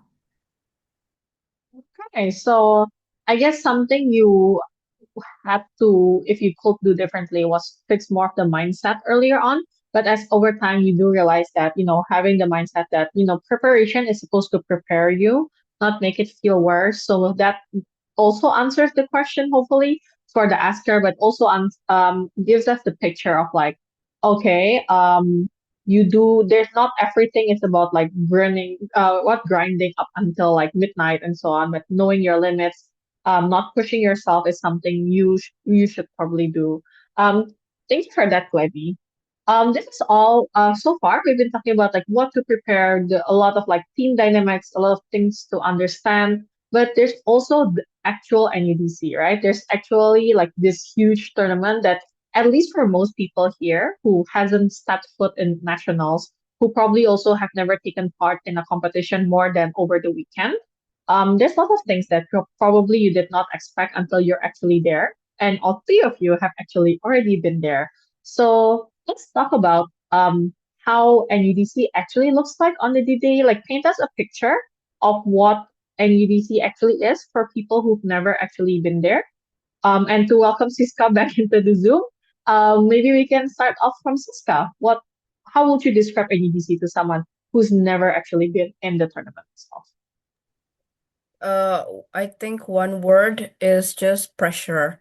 I don't know why. Like when you walk into the dep hall, you can feel it. Like you know, like when you watch an anime and then you watch like a movie and then you can feel like, oh, all eyes are on you and like the pressure is real. Like you can actually feel it when you go into the dep hall for once gitu loh. Like it doesn't mean that everyone is looking at you, but it just dawn on you that, oh my gosh, I'm already in nationals right now. How am I going to face this tomorrow? Because like the first day is usually just opening ceremony ya kan. Kayak first day kayak oh masih ha hihi gitu loh. Tapi at that night, trust me, maybe most of the debaters cannot sleep because they're thinking of like, oh my God, tomorrow is the first round. First round ketemu sama siapa ya, mestinya apa ya? Kayak that's it. That's like what I can like encapsulate what NUDC is, like the pressure, the environment. But I think once you start going into it, the rounds are fun. Again, I think it's offline, yeah. Even if you guys are accustomed to online tournaments, um I think a word of advice, you guys have to start practicing case building while writing. You might think that, oh, it's gonna be easy, kan cuman jalan tinggal nulis-nulis enggak. No, it's very different. Like the mentality of like seeing 100 of teams just like going out from the same one door, and then everyone is talking at the same time. Like you don't have to worry that somebody else is like eavesdropping, because trust me, they're like in a different world gitu loh. Tapi if you choose to not talk, that's totally fine gitu. Tapi in my opinion, you guys should start doing it like maybe in your own house atau in your own kos-kosan. Maybe just imagine yourself, the dep hall is in the kitchen, and then you have to walk to your room. Just like practice of like writing, because like trust me, writing while thinking, but also understanding that this is the first round of nationals is a different pressure compared to the fifth or the sixth round. Because I think the fifth and the sixth, there is pressure, but it's a different pressure of like this is the first time doing it gitu loh. Jadi I think um like doing those kinds of like fun practices before nationals would be fun. Jadi nanti di hari H, you kind of understand like what you have to do. Atau when you have your paper, you immediately know what you're gonna write gitu loh. Because I think what I remember distinctly in di NUDC pertama, yaitu NUDC 2023, I didn't know that it was gonna be that hectic. Like a lot of people are just like walking that way. Ada yang teriak ngomong ke LO-nya kayak, "Kak, kita ruangannya di mana?" Terus aku yang kayak, "Oh my God, I cannot focus on case building," gitu loh. Can you focus on case building? Kayak it's so hectic. Everyone is pushing through the stairs. Everyone wants to go to the lift, even though liftnya itu udah dibilang khusus. Kayak it's all over the place. But 15 minutes is 15 minutes. Like there is no adjudicator, no chair that will give you a minute or 30-second extra. Jadi apa ya? Kayak first and foremost, you have to rush to the room, but that does not mean that you should push everyone around. And second, just get accustomed to like writing and thinking. Itu sih kalau saran aku. Okay, so you painted a picture of pressure and chaos, I guess. Because there's like 100 teams, and I guess now with Academy, there's like 200 teams running around the place. So getting used to like the chaos and everything, I guess that's something people don't expect, but that's what having the national tournament actually happening offline would look like. So thank you for the advice of walking while case building, but also to like prepare yourself for all of that chaos and hecticness. Hopefully, for people who's hearing this for the first time, that's something you should definitely prepare. What about you, Gledy? How was the offline NUDC experience for you? Like, how would you describe it, and what would you equip people with, knowing that, with the benefit of hindsight? I think equipment wise, I definitely agree with Siska. Definitely think about how the technicalities is work. So having like a papan tulis that is a hard surface that you can write in is really important. And depending on how you like to case build or write your speech, definitely prepares like markers or like things inside of your alma mater or anything that you can have pockets on. So that is probably the technicalities for me. But how the entire NUDC feel for me is I think it's because I really like offline competition, especially because I started debate in like a online Zoom meeting type of vibe. So I definitely really feels that every time I look around, like everyone is like focusing on writing their speech or like they're busy talking with people and stuff like that. And there's such a lot of people there.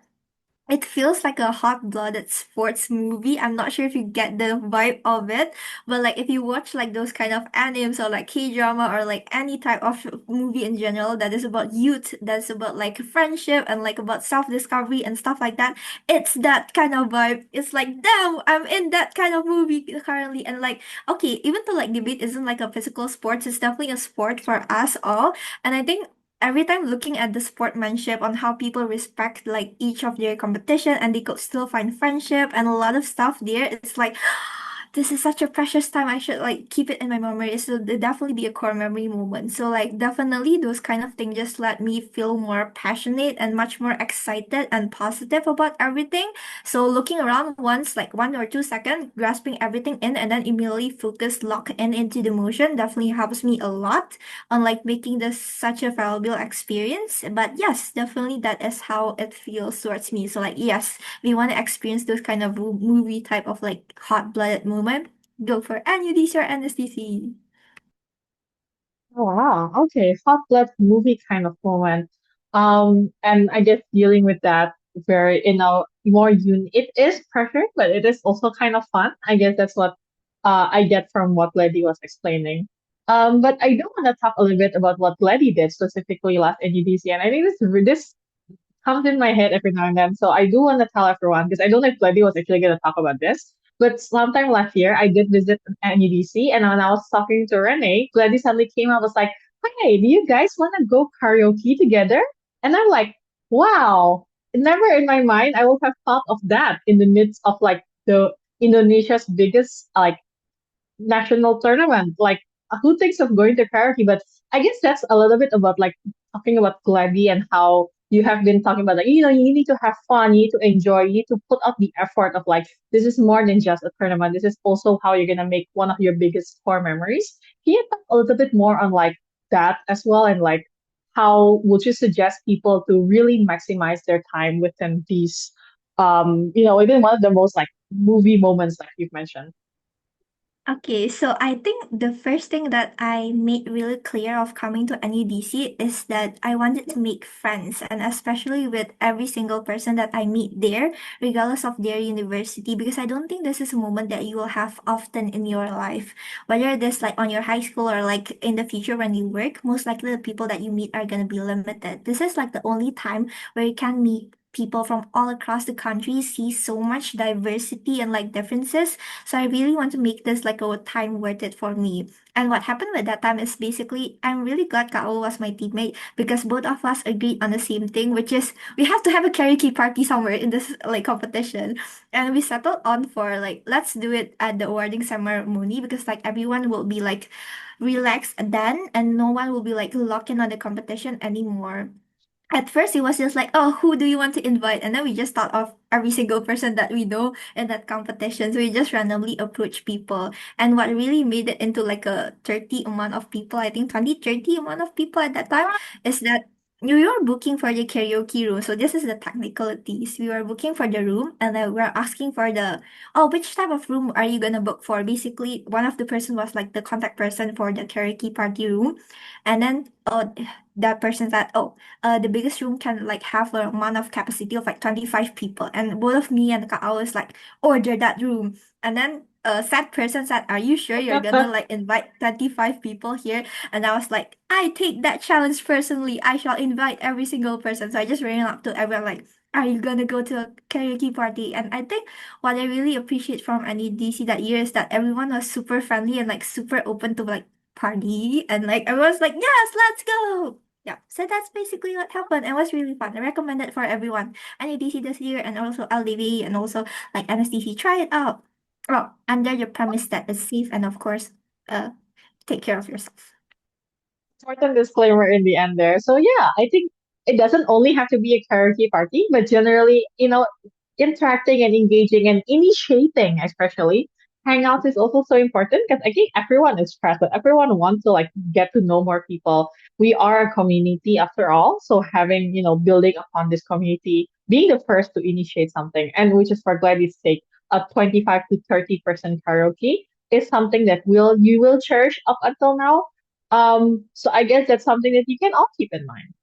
Going to Rene, and I think this is also a little bit on how I think how I want to hear your experiences on what you think NUDC is like, but especially if whether or not you think this experience is different for you because simply you are a WGM compared to I don't know maybe your teammate or if you have discussions with other non-WGMs. Do you think that the NUDC experience is anyhow different because of how you identify as a person?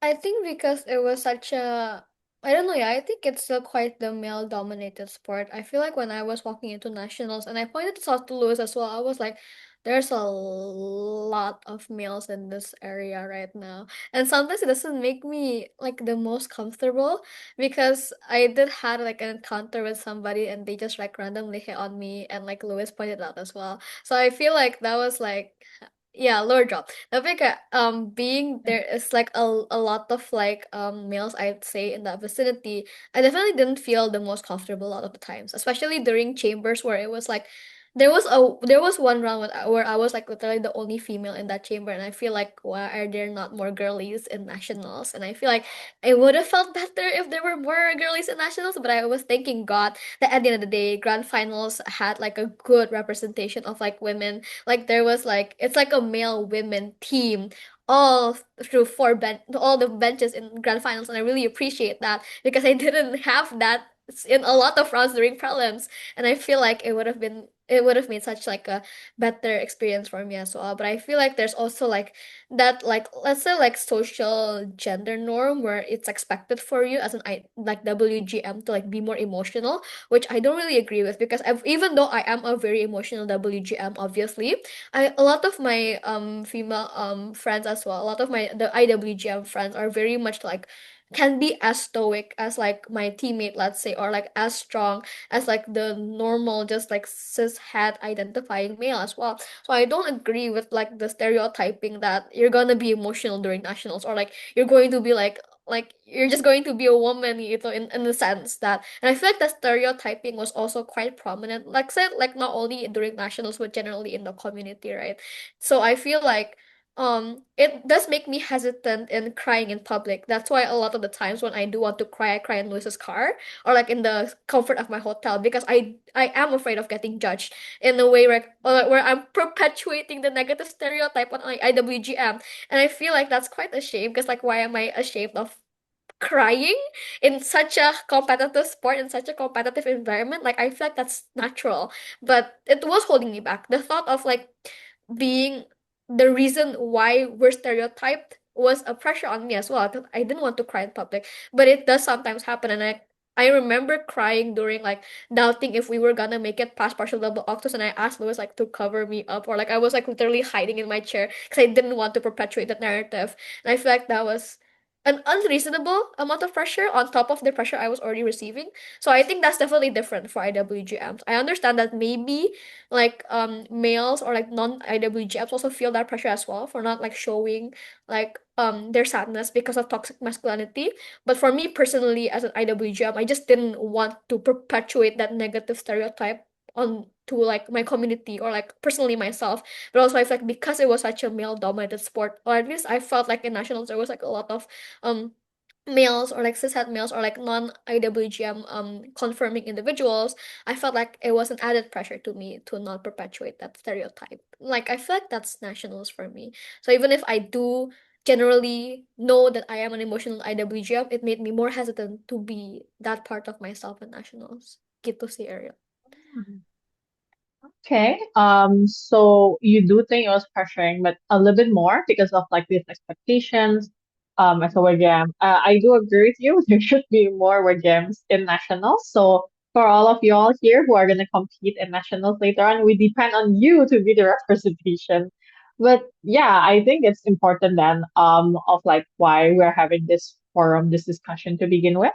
So we think it's important to highlight why there needs to be more WGMs in nationals. Representation is important, but having this more WGM wins is also important. From you, Siska, do you think your experiences then differ because you are a WGM? Yeah, I think if I want to be frank,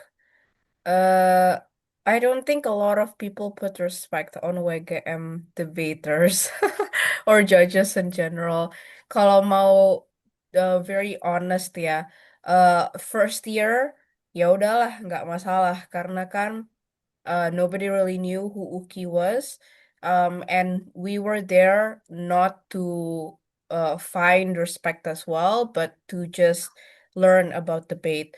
But on the second year that we tried NUDC, I think it's fair to say that we've kind of knew how to debate.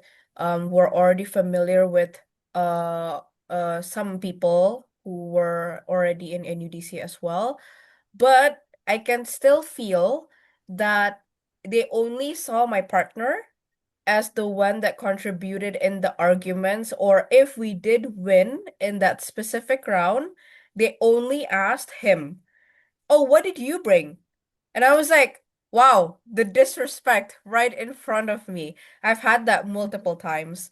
And even winning an UDC, that does not help either. I think a lot of people still tries to give backhanded compliments, saying that like, oh, congratulations for winning NUDC 2024. I bet you guys had like a really good argument, or like maybe Rama brought like really strong points. And I was like, only him? Not me? Like I don't know if I was being salty or Oh, not, but like there were a lot of instances where like a lot of people had the guts to say that in front of me. First of all, I don't know why they think that that's normal or acceptable. But I think second of all, I think as a WGM debater in the community, I think we have that external pressure to really do twice or thrice better than the non-WGM. And I think it sucks to actually be imposed that kind of burden.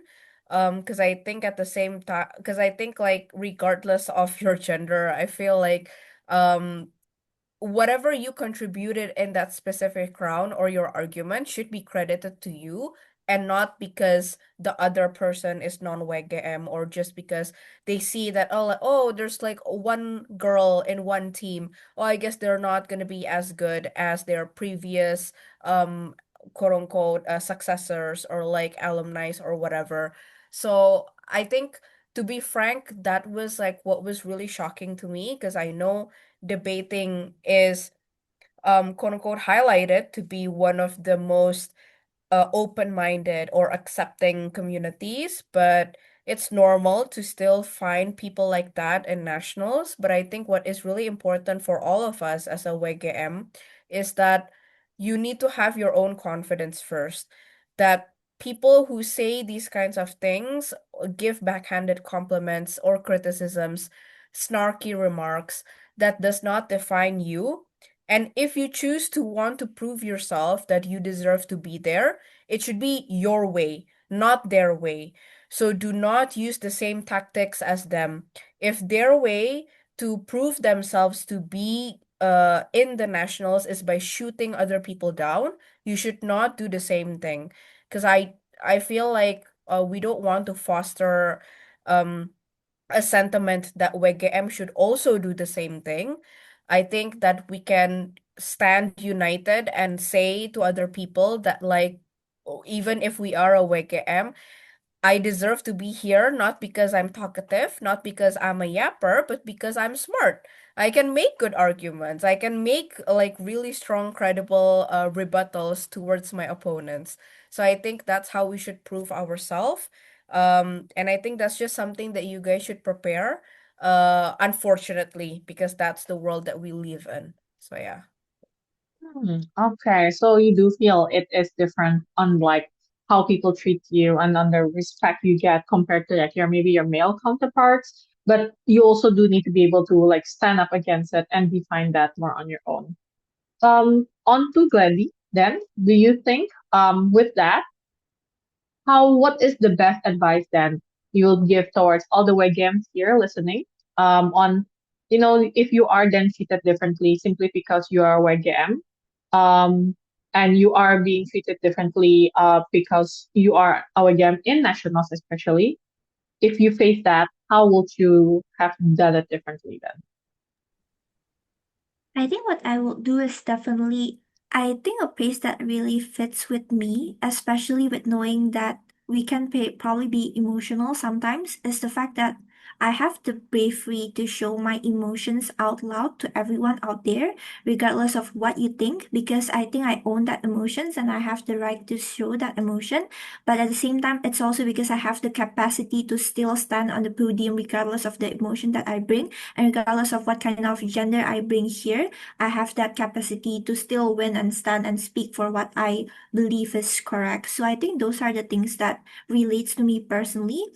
I think I'm also like probably related to Renee's story is that I sometimes do not like the idea of me crying either in the public because sometimes I guess there's that stigma where crying means it's a weakness, and especially when we're talking about speeches, you should be assertive and you should show yourself in a way that probably makes people feel that you are convincing, and emotion sometimes weakens that part of it. But what I like to like reframe myself and I'll probably always remind myself is that being able to show your emotions means that you are comfortable with who you are. And I guess that is a strength in another way that we can show ourselves as. And I guess it's nice always to normalize the fact that, especially in such a high pressure competition, it's always nice to prove people wrong that maybe I did cry, but that doesn't prove that I cannot be that argument out with like my own points and stuff like that. But also because I know who I am and who I represent, and I know it does not matter at all because inside of debate, what matters is what we speak about and not who we are. And I believe that is the idea that we always wanted to send towards people. So especially facing like arguments or probably like speeches or like action or attitude that make you feel like you're selected off, I guess the best way for us to like return that back to them in a way that I think is not stooping ourselves over their level is to show them through our arguments and speeches and speak with our results. That's always, I think action speaks louder and results speak louder than words. So I guess we don't really need to have to debate with them or like talk with them or like feel stress about their reaction because hey, guess who's standing on the podium here? I think that's the stuff that I really like to tell myself, and that's a really good motivation to like really pump yourself up on like what you have to focus on currently. So I think that's from me. Wow, proving them wrong. And yeah, guess who's standing on the podium? And all three of you did stand on the podium because each of you are different or even same achievements, but you all did achieve one way or another in last year's NUBC. So I do want to talk a little bit more about that from Gladys first. On upon receiving that award, how did you feel then towards getting bronze medalist? And how do you feel now, over a year later since receiving that? What did it mean to you? I think it definitely healed a part of me because I was also in like NSTC and like I missed the top 15 over a little bit. So like this definitely did give me the affirmation that I really wanted. And at the same time, I think it also again shows back that what I believe in is correct, which is that what really matters about competition is when you feel really comfortable about yourself, about the development that you're in, and when you're sure about yourself, the results will follow after. So it's always putting yourself first, prioritizing what you really wanted.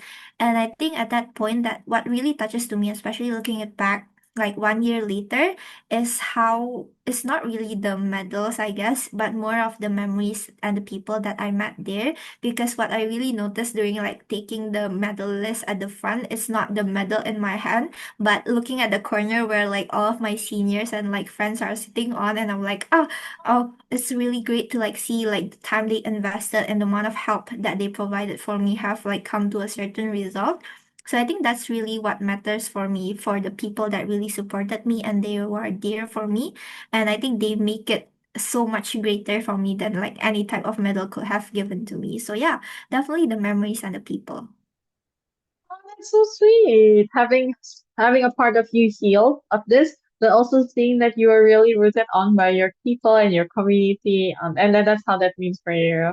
What about you, Renee? How did it feel like, going to grand finals, speaking on the podium? How did that feel towards you, and how do you feel about that now?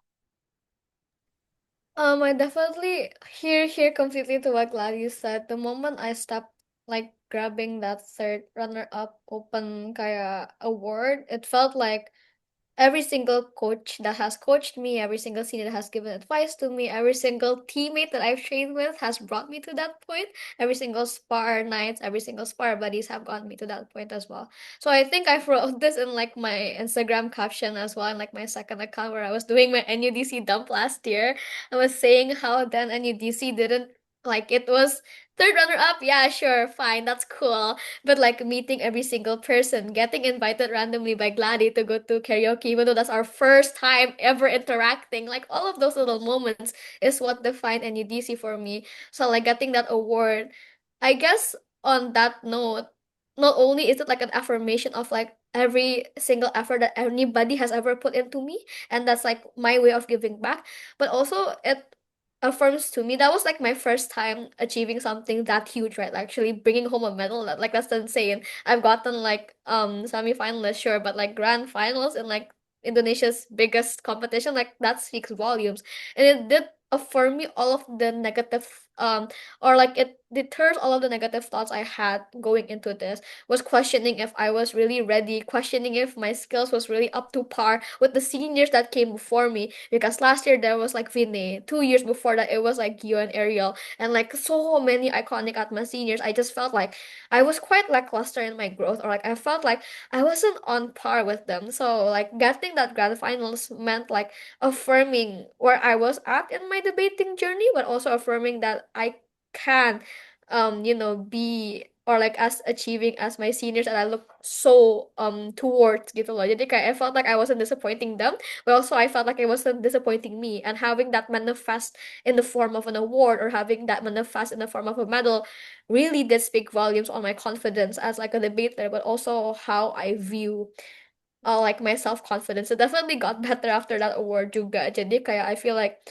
yes, it is a combination of all of you guys in my journey in one medal, but also like affirming and like deterring all of the negative thoughts away from me in one medal as well. That medal speaks volumes. It's still in my bedroom, like hanging in That's like my prized possession. My mom comes in sometimes and like, oh yeah, remember when you did that? I was like, of course I remember what I did that. That was like my most iconic competition ever. Of course I remember, mom. But like, yeah, I love NUDC because of the people, but also because what it did for me personally, like principally as well. So yeah.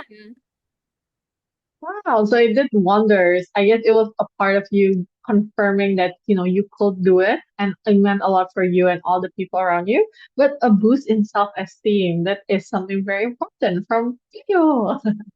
Okay.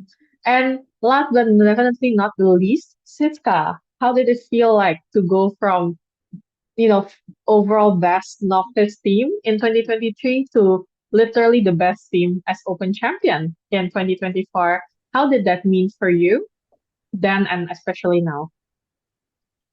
It really meant a lot, but I think all three of us can agree that it's because of the people that supported us. The minute we were announced that we were the champion, I cried knowing that I did not disappoint the people that were supporting me. And that includes my parents, our coach, our friends, like our huge friend group, or even the people that were silently supporting us. Because there were a few people that came up to me saying that like, oh Kak, we actually saw Uki from afar, or like we actually met you in round five, and we were actually hoping that you guys would proceed to elims. Those kinds of silent supporters that we never really notice. I cherish them a lot, and the fact that they tell me, that's the thing that triggered me to cry.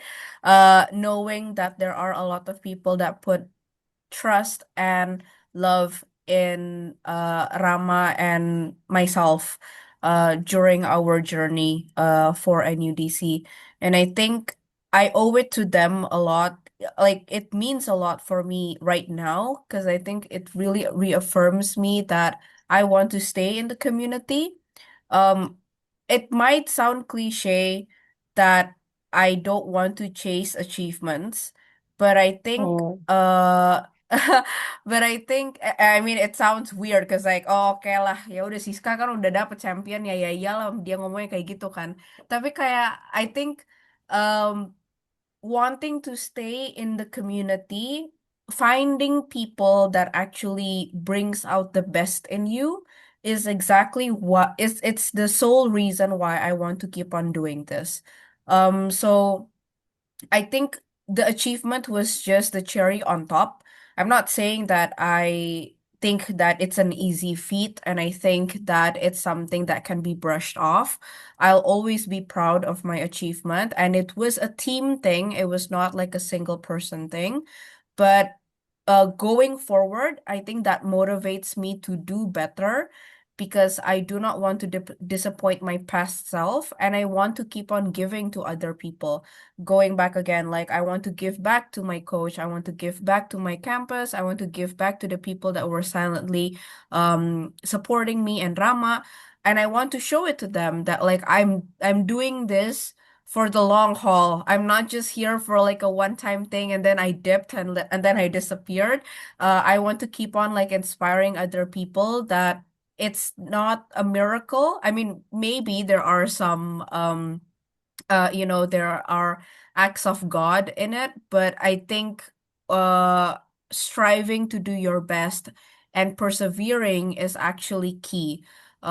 Failures will always going to happen, but I think if you really want to do it, if you really want to have that achievement and you push through, then there is going to be moments where you are going to win.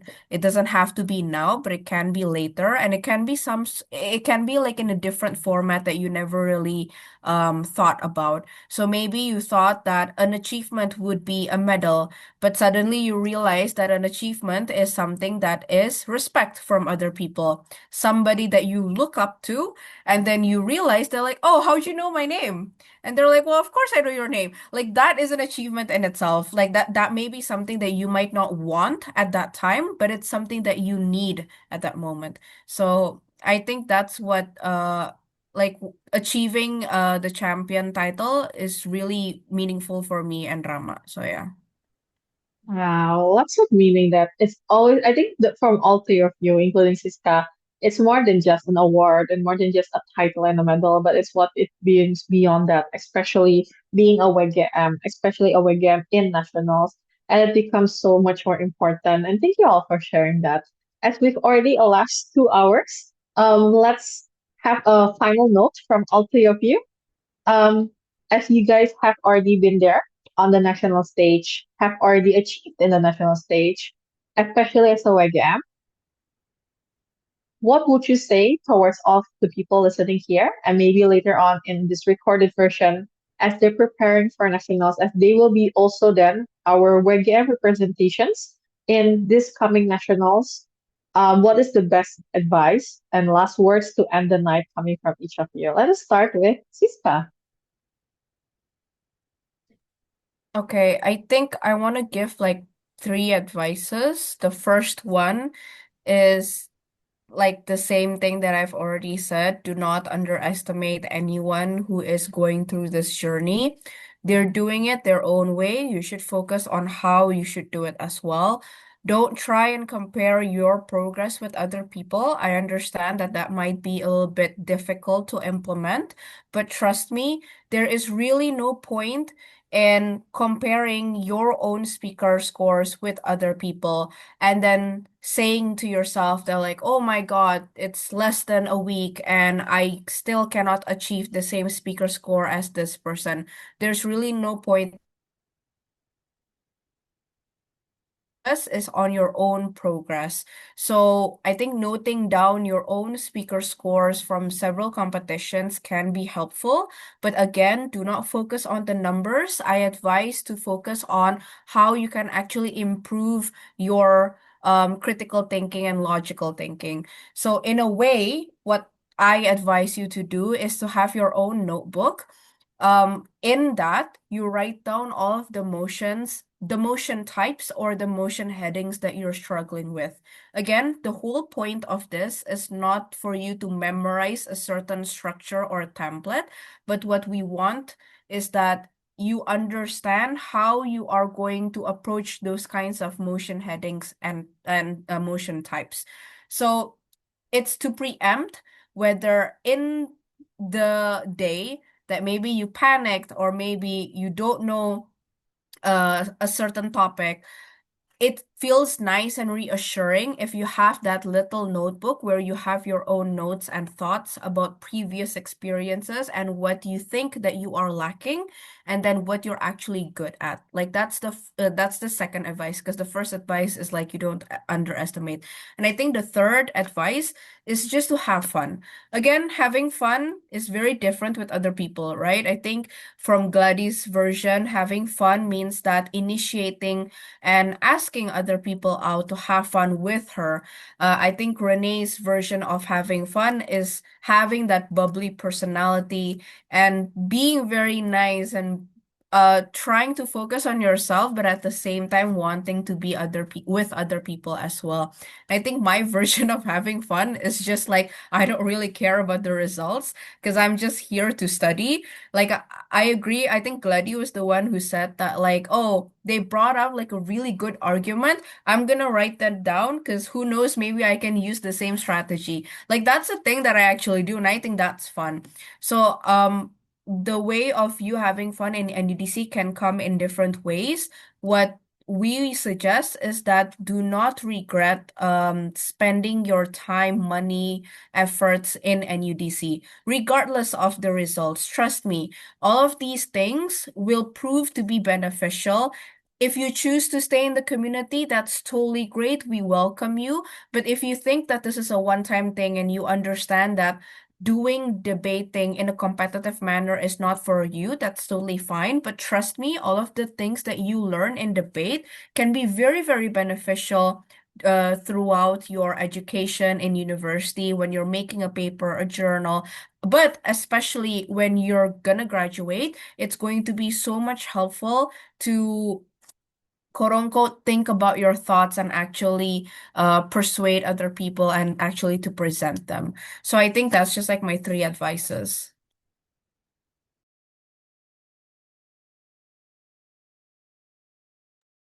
Karil belum ke unmute. Oops, sorry. Thank you so much, Shiska, for those final words to wrap up your side of this panel on your three advices that hopefully everyone here will be able to implement. Can we have from Renee on your final words and what you advise people here listening to this on how they can then deal with being a WGM in nationals? Definitely here on everything that Siska said. Having fun is important. Practicing and evaluating is important.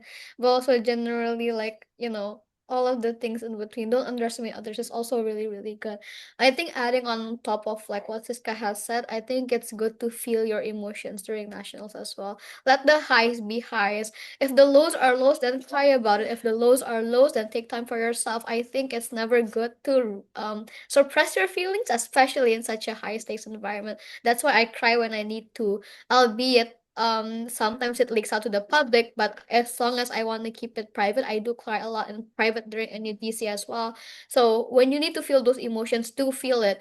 Don't hesitate to like set boundaries with people if you feel like you're too tired, because me and my teammate, me personally, after rounds and like after like pre-elims, especially during elims, etc., at the end of the day, I don't go anywhere. I just go home. I don't socialize. I don't talk with other people. I need that time for myself to recuperate and like come home to the hotel, eat with my N1, my roommate, and like my teammate, FL with my seniors, because that's what brings me comfort at the end of the day, knowing that I'm getting FL so I can do better the next day. So it's okay to set up boundaries. As much as having fun and not regretting your NUDC experience is important, and I did have fun and not regret my NUDC experience, I also do feel like if I pushed myself to be more social, if I pushed myself to like, let go of my personal boundaries and like be more extroverted, I feel like I would have definitely died like socially as well, and like feel like I could have done better than I already did. So set up those boundaries. If you feel like you need time for yourself, make that very clear. Take time for yourself. And most importantly, as like WGM, but as also as like as a human being, feel what you need to feel, cry when you need to cry, talk about your anger if you are angry, talk about your sadness to your teammate if you are sad, and don't let it burden you into the next round or like to the next day. Get all those feelings out, and I guarantee you will feel better and more ready to handle the next day if you are able to let go of those feelings when you feel them. Gitu sih. So feel what you need to feel, guys. Gitu sih.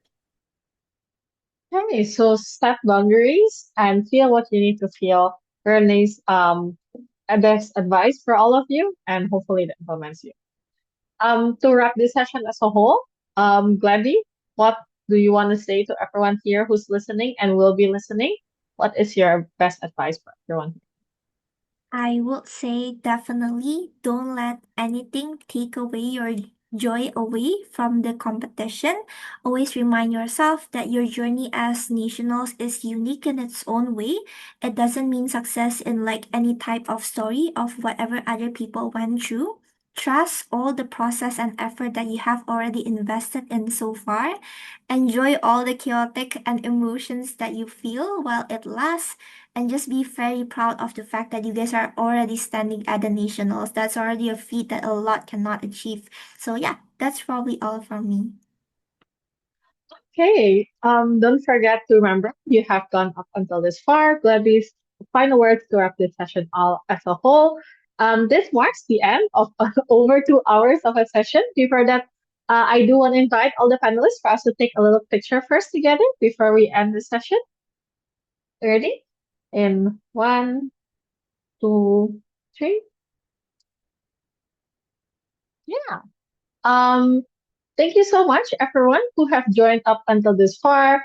Even if for those of you who have to drop halfway because the session ended up a little bit later than we thought, but that's what happens if you put three yappers in the same room, three WGM yappers in the same room, but hopefully it's all still very insightful. For all of those of you who are in the prep for nationals, the four of us wishes you the best of luck. The very fact that you're already representing WGM on a national level is already such a huge deal, and we totally believe in you to be able to make wonders. Last but definitely not the least, on behalf of Indonesian women and gender minorities, we do want to give this a last final promotion of the upcoming tournament this weekend. For those of you who have not yet signed up and is a team or you're looking for teammates, you can also reach out to us. But our team registrations that have been extended will close tomorrow. And this is a very good chance for you to explore the WEGAM community once more before you head off to nationals. It may be the material boost you need, but it also be the emotional pep talk you need. So this is also a reminder, if you have not signed up, we're so close to having a schools break, and we hope that you can be the reason that we have so as well. But otherwise, this wraps up the session for tonight.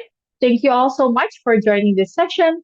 Thank you all for going up this far, but thank you so much, especially for Gladys, Siska, and Renee for joining up until this far, for being really great panelists, and have a good night, everyone.